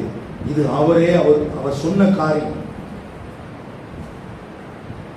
ஏன்னா வேதாகமத்தை குறித்தும் தான் கொண்டிருக்கிற அந்த சுவிசேஷத்தை குறித்தும் ஒரு பெரிய கேள்வி அந்த மனுஷனுக்குள்ள தன்னுடைய வாலிப பிராயத்தில். அந்த நாட்கள்ல இந்த அருமையான பெண்மணி தன்னோடு கூட அந்த பிள்ளைகளை தங்க வைத்து அவர்களுக்கு இந்த விசுவாசத்தை கற்றுக் கொடுத்து விசுவாசத்தில் நிலைநிறுத்தினதுனால தான் பின்னாட்கள்ல சுவிசேஷத்திற்கு ஒரு பெரிய சவால் விடக்கூடிய விதத்தில் ஒரு தேவனுடைய மனிதனாக அந்த மனிதன் ஒரு 100 ஆண்டு காலம் 1918 பிறந்து 2018 வரைக்கும் வாழ்ந்து மரித்த அருமையான கர்த்தருடைய ஊழியன் எழும்புவதற்கு காரணம். எனக்கு அருமையான கர்த்தருடைய பரிசுத்தவான்களே, யோசிச்சு பாருங்களேன். இன்றைக்கு ஆசீர்வாதம் என்று சொல்லப்படுகிற காரியங்கள் தேவனுடைய ராஜ்யத்தின் பணிகளுக்கு எந்த விதத்திலும் பயன்படுகிறதில்லை. யார் தங்களுக்கு இது பொறுப்பாக கொடுக்கப்பட்டிருக்கிறது, தேவன் என்னை அழைத்திருக்கிற, தேவன் என்னை தெரிந்து கொண்டிருக்கிற அந்த நல்ல நோக்கம் நிறைவேறுவதற்காகத்தான் ஆண்டவர் எனக்கு இதை தந்திருக்கிறார் என்கிற உணர்வு யாருக்குள்ள இருக்கிறதோ அவர்கள் தான் பர்னபாவை போல தேவனுடைய ராஜ்யத்திற்கு பயனுள்ளவர்களாக இருக்கிறார்கள். இந்த அம்மாவை நிமித்தமா நிறைய இந்த பால் கார்ல்சனோட அந்த சரிதை இதெல்லாம் வாசிச்சுட்டு இருந்தேன். 36 வயதுல தன்னுடைய மருத்துவ படிப்பு, அதுக்குள்ள ரத்த சாட்சியான ஒரு மரணம், காங்கோ நாட்டில் ரத்த சாட்சியாய் மரித்த ஒரு விதையை எழுப்பின ஒரு உத்தம மனவாட்டி. எனக்கு அருமையான கர்த்தருடைய பரிசுத்தவான்களே, இந்த கால நேரத்தில் கர்த்தர் உங்களை நம்பி தந்திருக்கிற பொறுப்புகளை குறித்தும் கர்த்தர் உங்களை நம்பி தந்திருக்கிற தேவனுடைய ராஜ்யத்தின் பணிகளின் காரியங்களை குறித்தும் நீங்கள் அறிந்தவர்களாகவும் உணர்ந்தவர்களாகவும் காணப்படுகிறீர்களா? பணத்தையும் ஆசையையும் பொறுப்பாக உணர்கிற எந்த கிறிஸ்தவனும் தேவனுடைய ராஜ்யத்திற்கு பிரயோஜனம் உள்ள பாத்திரமாக இருப்பான். அது பர்னபாவா இருந்தாலும் சரி, அது ஹென்ரிட்டா மியர்ஸா இருந்தாலும் சரி, அவர்கள் தேவனுடைய ராஜ்யத்தின் பணிகளுக்கு எப்படி இருப்பாங்க? பிரயோஜனம் உள்ளவர்களாக இருப்பாங்க. இப்படி நம்ம வாசிட்டே வரும்போது 5ஆம் அதிகாரத்துல இன்னொரு குடும்பத்தை குறித்தும் வாசிக்கிறோம். அனனியா சப்பீரா. அடிக்கடி இந்த இந்த வார்த்தைகளை நம்ம பிரசங்கத்தில் கேட்டிருப்போம். அதனால நம்ம ரொம்ப எக்ஸ்பிளைன் பண்ண வேண்டிய அவசியம் இல்லை. ஆனால் இந்த அனனியா யாரை பிரதிபலிக்கிறவனாக இருக்கிறான் என்று பார்த்தால், முன்னொரு நாட்களிலே ஒரு மகாபெரிய தீர்க்கதரிசியோடு இருந்த அடுத்த தலைமுறை தீர்க்கதரிசியாக வந்திருக்க வேண்டிய ஒரு கேயாசி. 2 ராஜாக்களின் புத்தகம் 4ஆம் அதிகாரம் 12ஆம் வசனம். 2 ராஜாக்கள் 4ஆம் அதிகாரம். வேலைக்காரனாகிய கேயாசை நோக்கி, இந்த சுனேமியாளை அழைத்துக் கொண்டு வா என்றான். அவனை அழைத்துக் கொண்டு வந்தான். அவள் அவனுக்கு முன்பாக நின்றாள். சரி, நல்லா கவனிங்க. ஒரு மிகப்பெரிய தீர்க்கதரிசி, இந்த மிகப்பெரிய தீர்க்கதரிசியோடு இருந்து அடுத்த கட்டத்தில் இவனும் தீர்க்கதரிசியா வந்திருக்கணும்.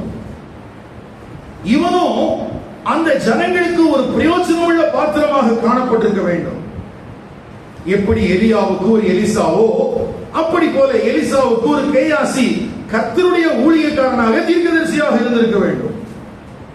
ஆனால் அவருடைய வாழ்க்கையிலே பொருளாசையும் பொய்யும் அவனை ஒரு சாபத்துக்கு நேராக கொண்டு போய்விட்டது.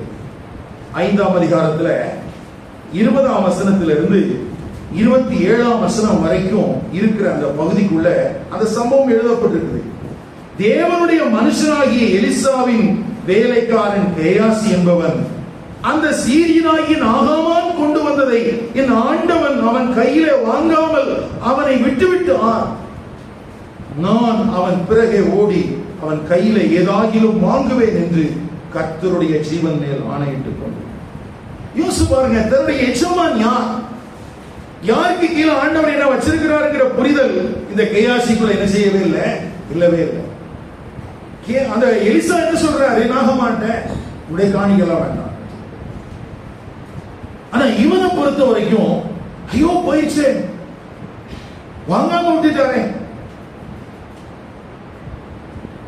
எப்படி யூதாசுக்குள்ள சில நேரத்தில் இந்த பொருளாசையினால் உண்டாகி இருந்த விளைவுகளை நாம் பார்க்கிறோமோ, அப்படி போல இந்த கேயாசிகளையும் இந்த விளைவுகள் என்ன செய்து வெட்டி பார்க்கிறது. உடனே என்ன பண்றான், நாகமானை பின்தொடர்ந்தான். அவன் தன் பின்னே ஓடி வருகிறதை நாகமான் கண்டபோது அவனுக்கு எதிர்கொண்டு போக ரதத்தில் இருந்து குதித்து சுக செய்தியா என்று கேட்டான். அதற்கு அவன், சுக செய்திதான், தீர்க்கதரிசிகளின் புத்திரரில் 2 வாலிபர் இப்பொழுதுதான் எப்ராயிம் மலை தேசத்திலிருந்து என்னிடத்தில் வந்தார்கள். அவர்களுக்கு 1 தாலந்து வெள்ளியும் 2 மாற்று வஸ்திரங்களையும் தர வேண்டும் என்று கேட்க என் எஜமான் என்னை அனுப்பினார் என்றான். எவ்வளவு துணிகரமான போய் பாருங்க. நான் முழு நேர ஊழியத்துக்கு வந்த பிறகு நான் சபை ஊழியம் வேண்டாம் அப்படின்னு சொன்னதுக்கு பிரதானமான ஒரு காரணம் என்னன்னா, இந்த சபையினுடைய பொருளாதார தேவை எப்படி சந்திக்கப்படும் அப்படிங்கிறது எனக்கு தெரியல. நான் ஏற்கனவே சொல்லியிருக்கிறேன், நான் ஒரு நல்ல சபையில இருந்து அதனுடைய செயல்பாடுகளை எல்லாம் பார்த்து வந்தவன் அல்ல. அதனால எனக்கு சபையினுடைய செயல்பாடுகள் எனக்கு அதிகமா தெரியாது. அப்போ நான் தெரிந்திருந்த சில சபைகளை பார்க்கும்போது கிட்டத்தட்ட இந்த கேயாசி மாதிரிதான். எதையாவது சொல்லி யாரிடத்திலிருந்தாவது காணிக்கையை பெற்றுக் கொண்டுதான் அவர்கள் ஊழியம் செய்து கொண்டிருந்தார்கள். அவங்களை பொறுத்த வரைக்கும் அவர்கள் தங்களை எலிசா என்று நினைத்துக் கொண்டார்கள். ஆனால் செய்த வேலை கேயாசியினுடையது. அப்ப இதை பார்த்துட்டு தான் எனக்கு சபை ஊழியமே வேண்டாம். இப்படி நம்ம பொய் சொல்லி யாரையாவது ஒரு காரணமா காட்டி பணத்தை சேகரிக்கிறது தான் தேவைன்னு சொன்னா அதுக்கு நம்ம ஊழியம் செய்ய வேண்டிய அவசியம் என்ன அப்படிங்கிற கேள்வி எனக்குள்ள ஆழமா எழும்புனதுனால நான் சபை ஊழியம் சொன்னாலே நான் இடத்த காலி பண்ணிடுவேன். ஆனா இன்னைக்கு பாருங்களேன், தங்களை எலிசா என்று அழைத்துக் கொள்கிறார்கள். தங்கள் மூலமாகத்தான் அபிஷேகம் புறப்படுகிறது என்று சொல்கிறார்கள். ஆனால் அவர்கள் செய்கிற வேலையெல்லாம் கேயாசியினுடையது. என்ன கேயாசி என்று சொல்றான்? 2 தீர்க்கதரிசி புத்திரர்கள் இருக்கிறாங்க. யாரு தெரியல. இவனுக்கு தான் இவன் யார் கணக்கில் எழுதிட்டாங்க, தீர்க்கதரிசிகளின் புத்திரர்கள். 1 தாலந்து வெள்ளி 2 மாற்று வஸ்திரங்கள். யார் கேட்டாங்க? எலிசா தான் கேட்டாங்க. உடனே நாகமான் சொல்றான், தயவு செய்து 2 தாளந்தையும் வாங்கிக்கொள் என்று சொல்லி அவனை வருந்தி 2 தாளந்து வெளியே 2 பைகளில் 2 மாற்று வஸ்திரங்களோட கட்டி அவனுக்கு முன்பாக சுமந்து கொண்டு போக தன் வேலைக்காரனை 2 பேரையும் இவன் கேட்டதை கூடுதலாக கிடைச்சது. பொருளை பொய் சொன்னா கூடுதலா கிடைக்குமான்னு தெரியல. அனுப்பிவிட்டான், போறாங்க. இப்ப 25ஆம் வசனத்துல அவன் உள்ளே போய் தன் எஜமானுக்கு முன்பாக நின்றான். கேயாசியே, எங்கே இருந்து வந்தான் என்று எலிசா கேட்டதற்கு அவன் உமது அடியான் எங்கும் போகவில்லை. யோசிச்சு பாருங்களேன், எஜமான் தான் போக சொன்னாருன்னு அங்க சொன்னான், இங்க வந்துட்டு நான் இங்க போலங்கிறா சரமாரியா வருது. பின்னால் இருந்த பாவம் என்ன? பொருள் ஆசை இவனை என்ன செய்ய தூண்டுது? பொய் சொல்ல வைக்கும். இந்த பொய்க்கு ஏதாவது அளவு இருக்குதான்? நாகமான்ட்ட போனா அதுக்கு தகுந்த மாதிரி பேசுறான், எலிசாட்ட வந்தா அதுக்கு தகுந்த மாதிரி பேசுறான். இப்போ வர்ற வழியில கழுதையில கொண்டு வந்த வேலைக்காரங்கிட்ட என்ன கதை விட்டு வந்தான்னு தெரியல. இப்ப கிட்டத்தட்ட இந்த கேயாசியை பிரதிபலிக்கக்கூடிய அதே ஒரு கேரக்டர் தான் அனனியாவும் சப்ரா. அவங்க என்ன பண்றாங்க? அங்கேயும் பேதுரு அப்போஸ்தலன் கேட்கிறான். என்ன கேட்கிறான்? இவ்வளவுக்கு தானா வெற்றிகள்?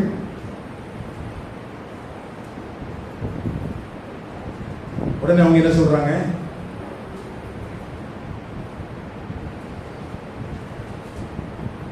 ஆமா அப்படிங்கிறாங்க. பேதுரு அவன்கிட்ட சொல்ற வார்த்தைகளை பாருங்க. 3ஆம் வசனத்துல 4ஆம் வசனத்துல, அனனியாவே, நிலத்தின் கிரயத்தில் 1 பங்கை வஞ்சித்து வைத்து பரிசுத்த ஆவினிடத்தில் பொய் சொல்லும்படி சாத்தான் உன் இருதயத்தை நிரப்பினது என்ன? அதை விற்கும் முன்னே அது உன்னுடையதாக இருக்கவில்லையோ? அதை விற்ற பின்பும் அதன் கிரயம் வசத்தில் இருக்கவில்லையோ? நீ உன் இருதயத்திலே இப்படிப்பட்ட எண்ணம் கொண்டதென்ற நீ மனுஷரிடத்தில் அல்ல தேவனிடத்தில் போய் சொன்னாய் என்றான். நல்ல கவனிங்க. இப்போ இந்த இடத்துல ஒரு பனிஷ்மெண்ட் வந்துச்சு. அதுக்கு காரணம் என்ன? பணம் கொடுக்காததுனாலயா, போய் சொன்னதுனால?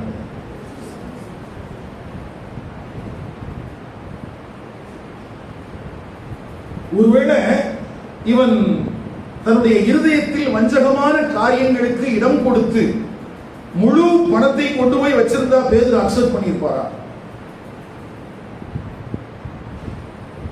இங்க பிரச்சனை என்னது? பணம் கம்மியா கொடுத்தாங்கிறது பிரச்சனையா, இல்லது அனனியா பொய் சொன்னாங்கிறது பிரச்சனையா? அந்த பொய் சொன்னதுக்கு பின்னால காரணம் என்ன இருக்குது? பொருளாசை. அப்போ அங்க ஜட்ஜ்மெண்ட் வந்ததற்கு காரணம் பண ஆசையினாலே அனனியாவும் சப்பிராளும் பிணமாக போனதற்கு காரணம் என்னன்னா, தங்கள் ஆத்துமா மீட்பை குறித்து இவர்கள் கரிசனை கொள்ளவே இல்லை. புதிய ஏற்பாட்டு சபைக்குள்ள ஒரு மனுஷன் வர்றான்னா அவனுக்கு எது மேன்மையானது? ஆத்தும மீட்பு. இந்த சபையின் ஐக்கியத்துக்குள்ளே வந்திருக்கிறீர்கள் என்றால் உங்களுக்கு கிடைத்திருக்கிற மிக மேன்மையான ஒரு காரியம் என்னன்னா, உங்களுக்கு கிடைத்திருக்கிற ஆத்தும ரட்சிப்பு.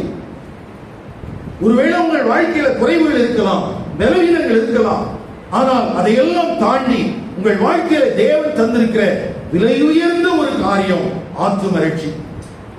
அந்த ஆத்தும ரட்சிப்பை அருமையாக நீங்கள் நினைத்தால் அதற்கு ஏற்றாற் போல நீங்கள் பேசுவீர்கள், அதற்கு ஏற்றாற் போல நீங்கள் செயல்படுவீர்கள். எப்பொழுது ஒரு மனிதனுடைய வாழ்க்கையில அந்த ஆத்துமை மீட்பை குறித்த ஒரு சரியான பார்வை இல்லாமல் இருக்கிறதோ அவன் என்ன செய்வான்? சில்லறத்தனமா தான் நடக்கும். எப்படிதான் நடந்துக்குவான்? சில்லறத்தனமா தான். சில்லறத்தனம் என்ன? தனக்கு கிடைத்திருக்கிற அந்த மேன்மையான அந்த ரட்சிப்பை குறித்த அந்த அருமை தெரியாததுனால இவன் சிம்பிளா போய் சொல்றான், என்னெல்லாமோ சொல்றான். நல்ல கவனிங்க. உங்களுக்கு கிடைத்திருக்கிற ஆத்தும ரட்சிப்பை நீங்கள் மேன்மையானதாக கருதுவீர்களானால் ஒரு நாளும் ஒரு பாவத்துக்கும் நீங்கள் உடன்பட மாட்டீர்கள், உடன்படக்கூடாது. ஏன்னா எது முக்கியம்? ஆண்டவர் தந்திருக்கிற ரட்சிப்பு முக்கியம். அது கிருபையாய் கிடைத்த ரட்சிப்பு. அனனியாவே, சப்பிராளே, நீ ஆஸ்தியும் ஐஸ்வர்யமும் உடையவர்கள் என்பதினாலோ பின் நாட்களிலே நீ விற்று அதை அப்போஸ்தலருடைய பாதத்தில் வைப்பாய் என்பதினாலோ நீ ரட்சிக்கப்படவில்லை. நீ கர்த்தராகிய இயேசு கிறிஸ்துவை விசுவாசித்ததினாலே நீ ரட்சிக்கப்பட்டாய். நீ அப்படித்தான் சபைக்குள்ள வந்திருக்கிற.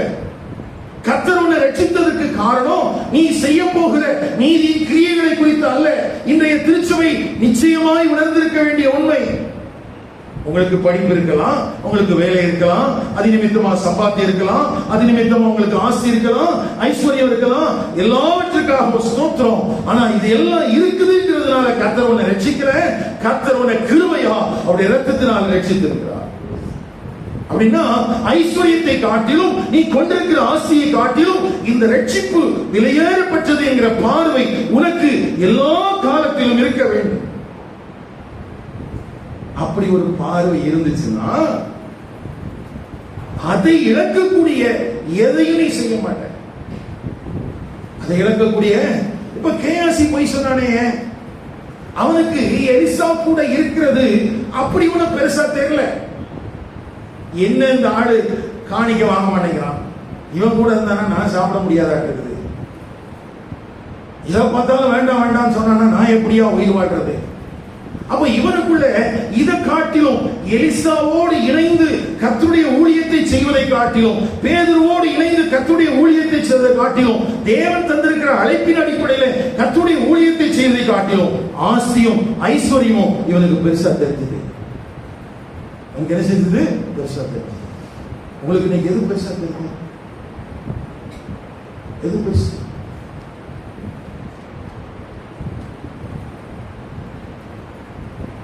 கர்த்தர் உங்களுக்கு தந்திருக்கிற ரட்சிப்பா? அவர் உங்களை தெரிந்து கொண்டிருக்கிற தெரிந்து கொள்ளுதலா? அவர் உங்களை அழைத்திருக்கிற அழைப்பா? அது மேன்மையான தெரிந்ததுன்னா அதை நான் எங்கேயும் நான் கொண்டு போய் என்ன செஞ்சிட மாட்டேன், கெடுத்து போட மாட்டேன். இந்த கால நேரத்தில் நமக்குள்ள நல்ல ஒரு மன தெளிவு வரணும் பாருங்க. இப்படி தெரியாததுனால அவன் பொருளாசைக்கு இடம் கொடுத்து தன்னுடைய மேன்மையான அந்த கிருபையான காரியங்களை எல்லாம் க்ஷணப்படுதலை இழந்துட்டான். ரொம்ப டைம்லாம் எடுக்கல. இப்போ நான் அடிக்கடி நினைப்பேன், ஏன் இப்போ சாகிறது இல்லை? இப்போ என்ன செய்யறது இல்லை? யாரும் சாகிறது இல்லையே. பொய் இல்லை, பொய் மூட்டையவே வாழ்ந்தா கூட ஒன்றும் பிரச்சனை இல்லாம தான் இருக்குது. அப்ப என்ன நான் நினைக்கிறது, அப்போ ஒருவேளை பேதுரு மாதிரி நம்ம கூட ஆண்டவர் இல்லையோ அப்படின்னு நான் என்ன நினைச்சுக்கிறேன். நான் அப்படி இல்லை.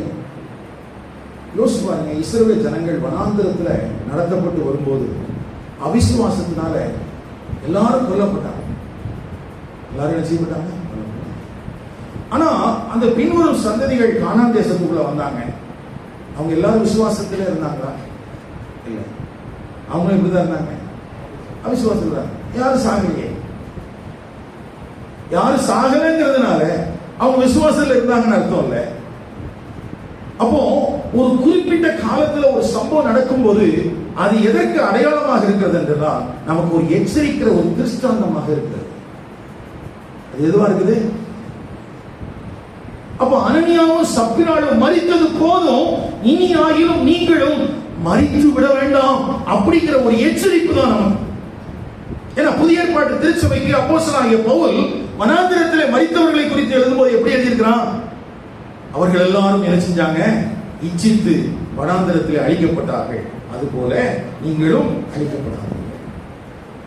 அப்ப ஆண்டவர் புதிய ஏற்பாட்டு திருச்சபைக்கு அனனியாவுக்கும் சப்பிராவுக்கும் மூலமா என்ன பாடத்தை கற்றுக் கொடுக்கிறார்னா, சபைக்குள்ள வந்த பிறகு 2 பேர் செத்தது போதும், நீயும் செத்துறாதன்னு சொல்லிட்டு உன்னுடைய பொறுப்பை உணர்ந்து வாழுவதற்கு, நீ பெற்றிருக்கிற ஆஸ்தியை காட்டிலும் ஐஸ்வர்யத்தை காட்டிலும் நீ பெற்றிருக்கிற ரட்சிப்பு மேன்மையானது என்ற உணர்வோடு கூட வாழ்ந்து விடு என்கிற காரியத்தை தான், பாடத்தை தான் நமக்கு என்ன செய்யறாரு? சொல்லிக் கொடுக்கிறாரு. அப்போ இந்த அனனியாவும் சப்பிராலும் போதும், இன்னும் யாரும் சாக வேண்டாம். ஆனா இவர்கள் நமக்கு ஒரு பெரிய எச்சரிப்பு. என்ன எச்சரிப்பு? ரட்சிப்பை காட்டிலும், தங்களுக்கு தேவன் தந்திருக்கிற அழைப்பை காட்டிலும், தேவனுடைய தெரிந்து கொள்ளுதலை காட்டிலும், தேவனுடைய ராஜ்யத்தின் பணிகளிலே பிரயோஜனம் உள்ள ஒரு பாத்திரமாக இருப்பதை காட்டிலும், அங்க கொஞ்சம் வஞ்சித்து வைத்த ஐஸ்வர்யம் உங்களுக்கு பெருசா இருந்துச்சு இல்லையா? அப்படி ஒரு எண்ணம் சபைக்குள்ள வந்துடக்கூடாது அப்படிங்கிறதுக்காக ஆண்டவர் திருஷ்டாந்தத்தோடு 2 பேரை வச்சிருக்கிறாரு. ஆனா பெரிய ஒரு காரிய துரதிர்ஷ்டம் என்னன்னு கேட்டா, இப்படி ஒரு எச்சரிப்பை தேவனுடைய சபை மறந்து விட்டது. இன்னைக்கு சபைக்குள்ள இருக்கிற ஜனங்களுக்கு எப்படிப்பட்ட மனநிலைமை இருக்கிறது? தங்கள் ரட்சிப்பை இழந்துவிடக் கூடாது என்கிற மனநிலைமை இருக்கிறதா? தங்களுடைய அழைப்பையும் தெரிந்து கொள்வதையும் இழந்துவிடக் கூடாது என்கிற மனநிலைமை இருக்கிறதா? நாங்கள் தேவனுடைய ராஜ்யத்தின் பணிகளில் பிரயோஜனம் உள்ளவர்களாக இருக்க வேண்டும் என்கிற மனநிலைமை இருக்கிறதா? இல்லையே. அதை காட்டிலும் வேறு ஏதோ ஒன்று நம்முடைய வாழ்க்கையில பெருசா இருக்கு. ஆண்டவர் தந்த ரட்சிப்பை காட்டிலும், ஆண்டவர் தந்திருக்கிற அழைப்பையும் தெரிந்து கொள்வதை காட்டிலும் அநேகருடைய வாழ்க்கையில் அநேக காரியங்கள் மேலானவைகளாக இருக்கிறது. அப்படின்னா இந்த பிணமாகி போன கிறிஸ்தவனுடைய வாழ்க்கையிலிருந்து சபை கற்றுக்கொண்ட பாடம் என்ன? எப்படி இஸ்ரவேல் ஜனங்களுடைய வாழ்க்கையில அந்த செத்து வனாந்திரத்தில் செத்து போனவர்களுடைய வாழ்க்கையிலிருந்து எப்படி இஸ்ரவேலர்கள் ஒன்றும் கற்றுக்கொள்ளவில்லையோ அப்படி போலவே சபையும் கற்றுக்கொள்வதற்கு ஆயத்தமாக இல்லை. ஒருவேளை கற்றுக்கொண்டிருந்தால் பண ஆசை என்கிற பேய் இன்றைக்கு சபையை பிடித்துக் கொண்டிருக்கிறார். இதுல நம்ம கவனிக்க வேண்டிய இன்னொரு காரியம் என்னன்னா, இதை எளிதாக எடுத்துக்கொள்ளக்கூடாது. பழைய ஏற்பாட்டில் நான் சொன்னேன், மனுஷன் சாதாரண ஆள் இல்ல, எலிசா கூடவே இருந்தவன். யார் கூடவே இருந்தவன்? எலிசா கூடவே இருந்தவன். இந்த அனனியாவில் லேசப்பட்ட ஆள் இல்ல, யார் கூடவே இருந்தவன்? பேதுரு கூடவே இருந்தவன்.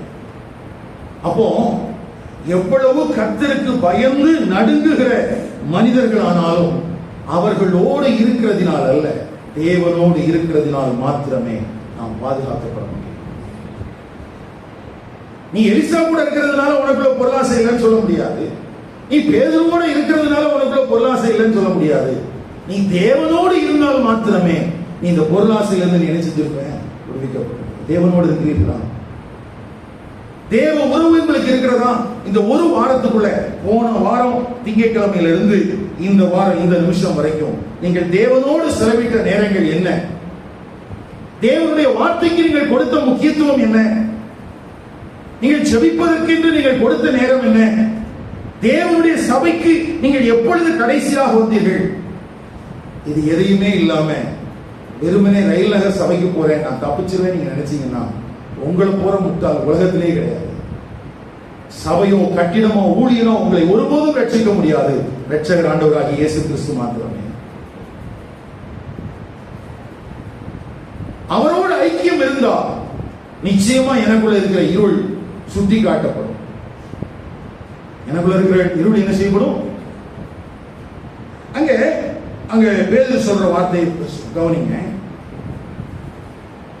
நீ உன் இருதயத்தில் இப்படிப்பட்ட எண்ணம் கொண்டது என்ன? இந்த இருதயத்தில் எண்ணம் எப்பொழுது வந்தது? ஆசையை விற்கும் போதா? விற்ற பின்பா? விற்பதற்கு முன்பதாகவேவா?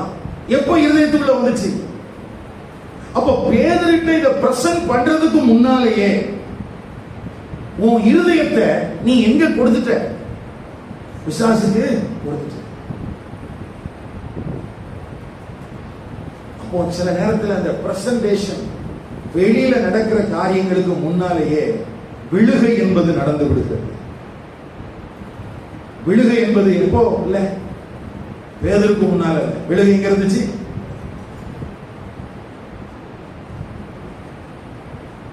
அப்ப இவங்களுக்குள்ள அனனியாவுக்கும் சப்ராளுக்குள்ளேயும் ஆஸ்திகள் இருந்துச்சு. எல்லாரும் விற்று கொண்டு வைக்கிறாங்கப்பா.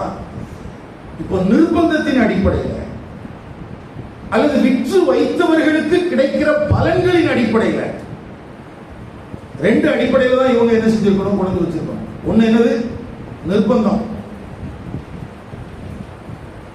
புதிய ஏற்பாட்டு சபையில காணிக்கை எடுக்கிற சில முறைமைகள் இருக்கிறது. ஒண்ணு, காணிக்கை தட்டு அல்லது காணிக்கை பைகளை ஏந்தி கொண்டு போவது. அதுதான் பொதுவா பழக்கத்தில் இருந்துச்சு, இன்னைக்கும் இருக்குது. ஆனா ஒரு சில ஊழியர்கள் அதை கடுமையா சாடினாங்க. அது ஒரு நிர்பந்தம் மாதிரி இருக்குது, அதை செய்யாதீங்க. என்ன நிர்பந்தம்? பைய வச்சிருக்கிறவங்க கொண்டு முன்னால நீட்டும் போது வேற வழி இல்லை, என்னத்தையாவது என்ன செஞ்சுதான் போட்டுதான்.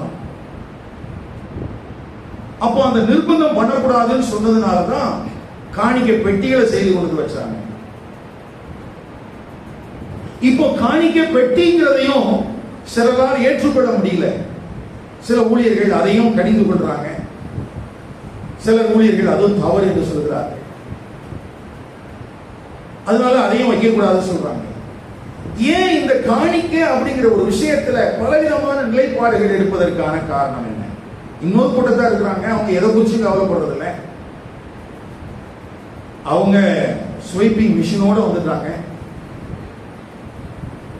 நீங்க பையிலெல்லாம் போட வேண்டாம், பெட்டிலே போட வேண்டாம், எங்கே போட்டுருங்க, பேங்க்லேயே போட்டுருங்கன்னு வாங்கிடுறாங்க. நான் பேசுறது உண்மையான சபைகளை குறித்து, உண்மையான ஊழியர்களை குறித்து.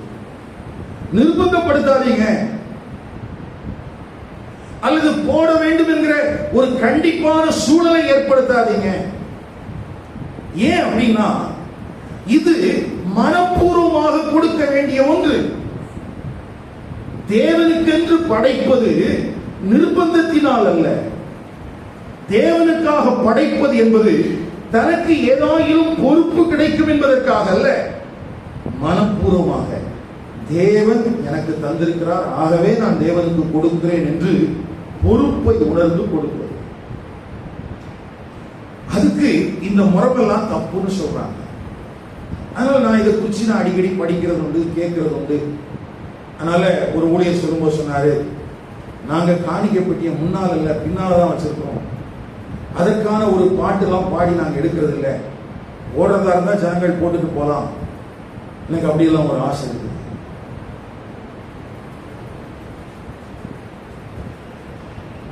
ஏன்னா நிர்பந்தப்படுத்தி அனனியாவை கொடுக்க வைப்பதை காட்டிலும் பொறுப்பை உணர்ந்து பர்னபாக்கள் கொடுத்தால் போதும்.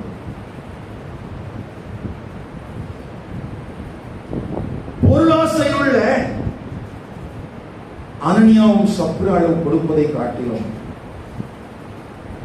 கைவேலை செய்தாகிலும் நான் கர்த்தருடைய ராஜ்யத்துக்கு பிரயோஜனமா இருப்பேன்னு சொல்ற பர்னபாக்கள் கொடுத்தால் போதும். ஏன்னா தேவனுடைய ராஜ்யத்தின் பணிகளுக்கு கொடுப்பது என்பது தேவன் கிருபையாக நமக்கு கொடுத்திருக்கிற ஒரு ஈவு. எல்லாவற்றையுமே நாம் அவரிடத்திலிருந்து பெற்றுக் கொள்கிறோம். எல்லாமே அவரிடத்திலிருந்து பெற்றுக் கொண்டதான். நாம் திருப்பி செலுத்துவதற்கு சில விஷயங்கள் மட்டும்தான் இருக்கிறது. நம்ம சொல்றோம், ஆண்டவரே என் ஜீவனையே தரேன், கொடுத்துட போறோமா? முடியாது. சொல்லலாம், என் வாழ்க்கையை தரேன்னு சொல்லுவோம். ஆனா முழுசு நான் அவருக்காக வாழ போறோம், இல்ல நமக்காக சேர்த்து தான் வாழ போறோம். ஆனா காணிக்கை படைப்பது மட்டும்தான் கர்த்தருக்காக என்று படைக்க முடியும். அப்போ இது பொறுப்பை உணர்ந்து நன்றியோடு படைக்க வேண்டிய ஒன்று. இது கட்டாயத்தின் பேர்ல செலுத்தப்படுமானா இது நியாயமானதாக இருக்காது. என்னவா இருக்காது? நியாயமானதாக இருக்காது. நான் சொல்றவங்களுக்கு புரியுதா? எல்லாத்தையுமே நம்ம யார்கிட்ட பெற்றுக் கொள்கிறோம்? அவருக்கு திருப்பி என்ன கொடுக்கிறோம்? நிறைய தரன்னு சொல்றோம், ஆனா உன்னை கொடுக்கிறது இல்லை. கொடுக்கிறதுக்கு வாய்ப்பு இருக்கிறது ஒன்னே ஒண்ணு இதுதான். துதிகளுக்கு அவருக்கு பஞ்சம் இல்லை. இதையும் அவர் கேட்கல.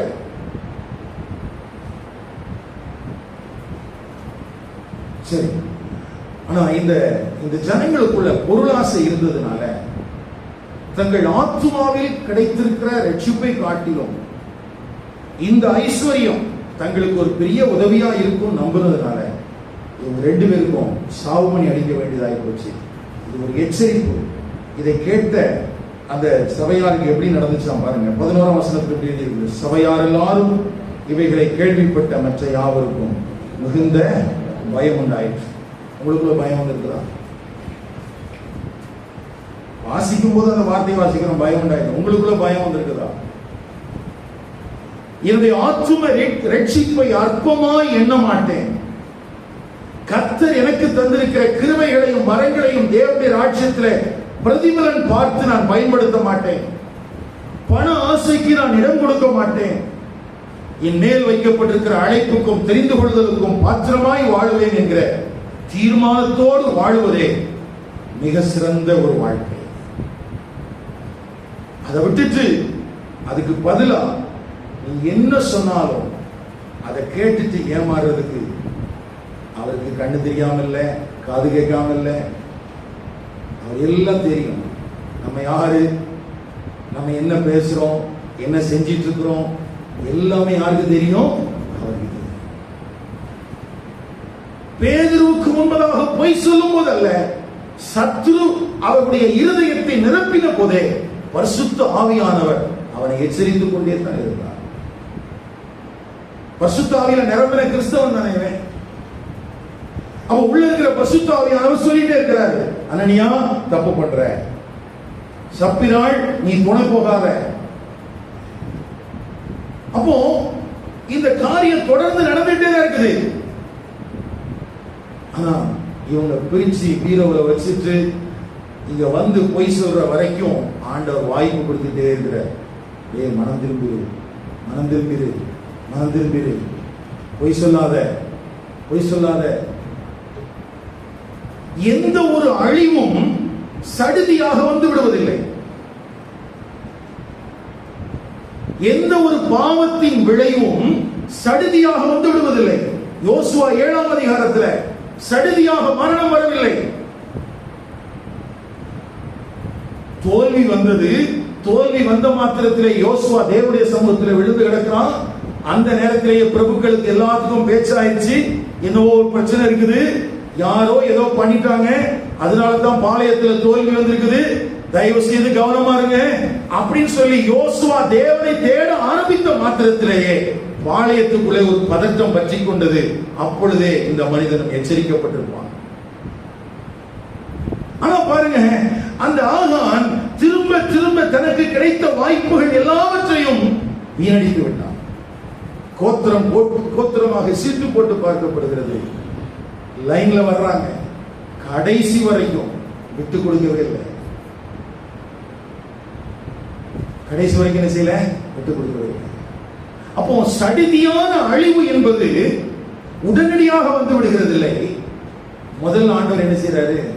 ஒரு வாய்ப்பை கொடுக்கிறார். பரிசுத்த ஆவியானவர் உள்ள இருந்து வாஞ்சையை கொடுக்கிறார். இல்லப்பா, மனம் திரும்பி வேண்டாம், வெற்று. யோசிச்சு பாருங்களேன். நான் அருமையான ஹென்ரிட்டா மியர்ஸை குறித்து சொன்னேன். ஒருவேளை கர்த்தருடைய ஊழியத்துக்கு தன்னை ஒப்புக் கொடுத்த அந்த மகளாக இருந்த போதிலும் அவிசுவாசியோடு திருமணம் செய்து கொள்வதற்கு அவ உறுதியாக தான் இருந்தா. அந்த தீர்மானத்தில் அவ உறுதியா இருந்தா. ஆனா அந்த ஹென்ரிட்டாவையும் ஆண்டவர் விடல. சொன்னார், இல்லம்மா, 30 வயசு வரைக்கும் தான் உனக்கு டாக்டர் சொல்லியிருக்கிறாங்க. இப்படி இருக்கிற நீ உன் வாழ்க்கையை கெடுத்துடணும். இருக்கிற கொஞ்ச காலம் கர்த்தருக்குமே பிரயோஜனமா இருக்கக்கூடாதா? இப்போ ஹென்ரிட்டா என்ன பண்ணா? தீர்மானமா இருந்த அந்த பாவத்திலிருந்து வெளியே வந்துட்டா. வேண்டாம். அப்போ கர்த்தருடைய ஆவியானவர் அன்றைக்கு ஹென்ரிட்டாட்ட பேசுற மாதிரி அனனியாட்ட பேசியிருப்பார், நம்மகிட்ட பேசுறார். எல்லாம் விட்டு, நான் கொடுத்திருக்கிற ரட்சிப்பு மேலானது, நான் மேல வச்சிருக்கிற அழைப்பும் தெரிந்து கொள்ளுதல் மேலானது, நீ எஜமானனுக்கு பிரயோஜனம் உள்ளவனா மாறி அப்படின்னு சொல்லி ஆண்டவர் பேசாம இல்லை. ஆனா எனக்குள்ள இருக்கிற ஆசைகளினாலே, எனக்குள்ள இருக்கிற இச்சைகளினாலே ஹென்ரிட்டாவுக்குள்ள திருமணம் பண்ணணும், அவனோட தான் வாழணும், நிச்சயம் வரைக்கும் போயிடுச்சான். ஆனா அவ்வளவு போன பிறகு கூட மனம் திரும்புவதற்கான ஒரு சூழலை கர்த்தர் கொடுத்தார். விட்டுட்டு வந்தா. இந்த தேசத்துல இன்னைக்கும் பேசப்படுகிறார். காரணம், அநேக பரிசுத்தவான்களை எழுப்புறதுக்கு. என்னால அந்த நம்பர்ஸ் எல்லாம் நம்பவே முடியல. 400 பேர் அட்டன் பண்ணிட்டு இருந்த ஒரு சண்டே கிளாஸ் திடீர்னு எப்படியா 4000 5000 மாறிச்சு. ஆமா, ஒரு பாவி உண்மையா மனம் திரும்பினா அதை பரலோகம் அங்கீகரிச்சு அதுக்கு கொடுக்கிற கனம் இப்படித்தான் இருக்கும். ஒரு பாவி மனம் திரும்பினா அது நிமித்தமாய் உண்டாகிற சந்தோஷம் பரலோகத்தில் மிகுதியா இருக்கும். இந்த காலை நேரத்திலையும் உன்னுடைய ரட்சிப்பையும் உன்னுடைய அழைப்பையும் உன்னுடைய தெரிந்து கொள்வதையும் உணர்ந்து நீ தேவன் பட்சமா திரும்பினா பரலோகம் சந்தோஷப்படும். உன் நிமித்தமாய் தேவன் திட்டம் பண்ணி வைத்திருந்த தேவ நோக்கத்தின்படியான காரியங்கள் உன்னை கொண்டே செய்யப்படும். ஒரு பால் கால்சனை எழுப்புறதுக்கு நீ தேவை.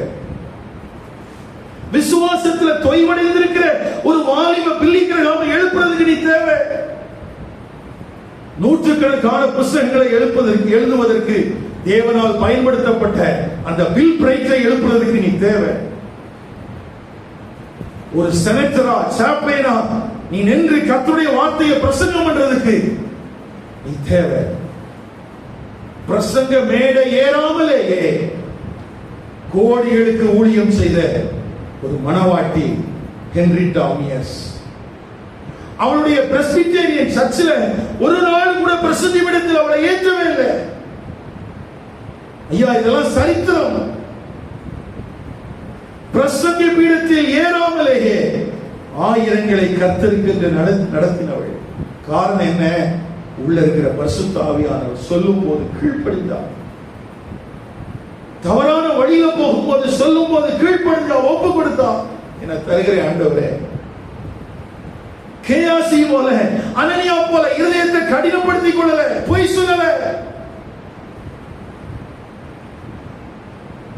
பொறுப்பை உணர்ந்த கிறிஸ்தவர்கள் இன்றைக்கு தேவை. பொறுப்பை உணர்ந்த கிறிஸ்தவர்கள் இன்றைக்கு தேவனுடைய ராஜ்யத்தின் பணிகளின் தேவை.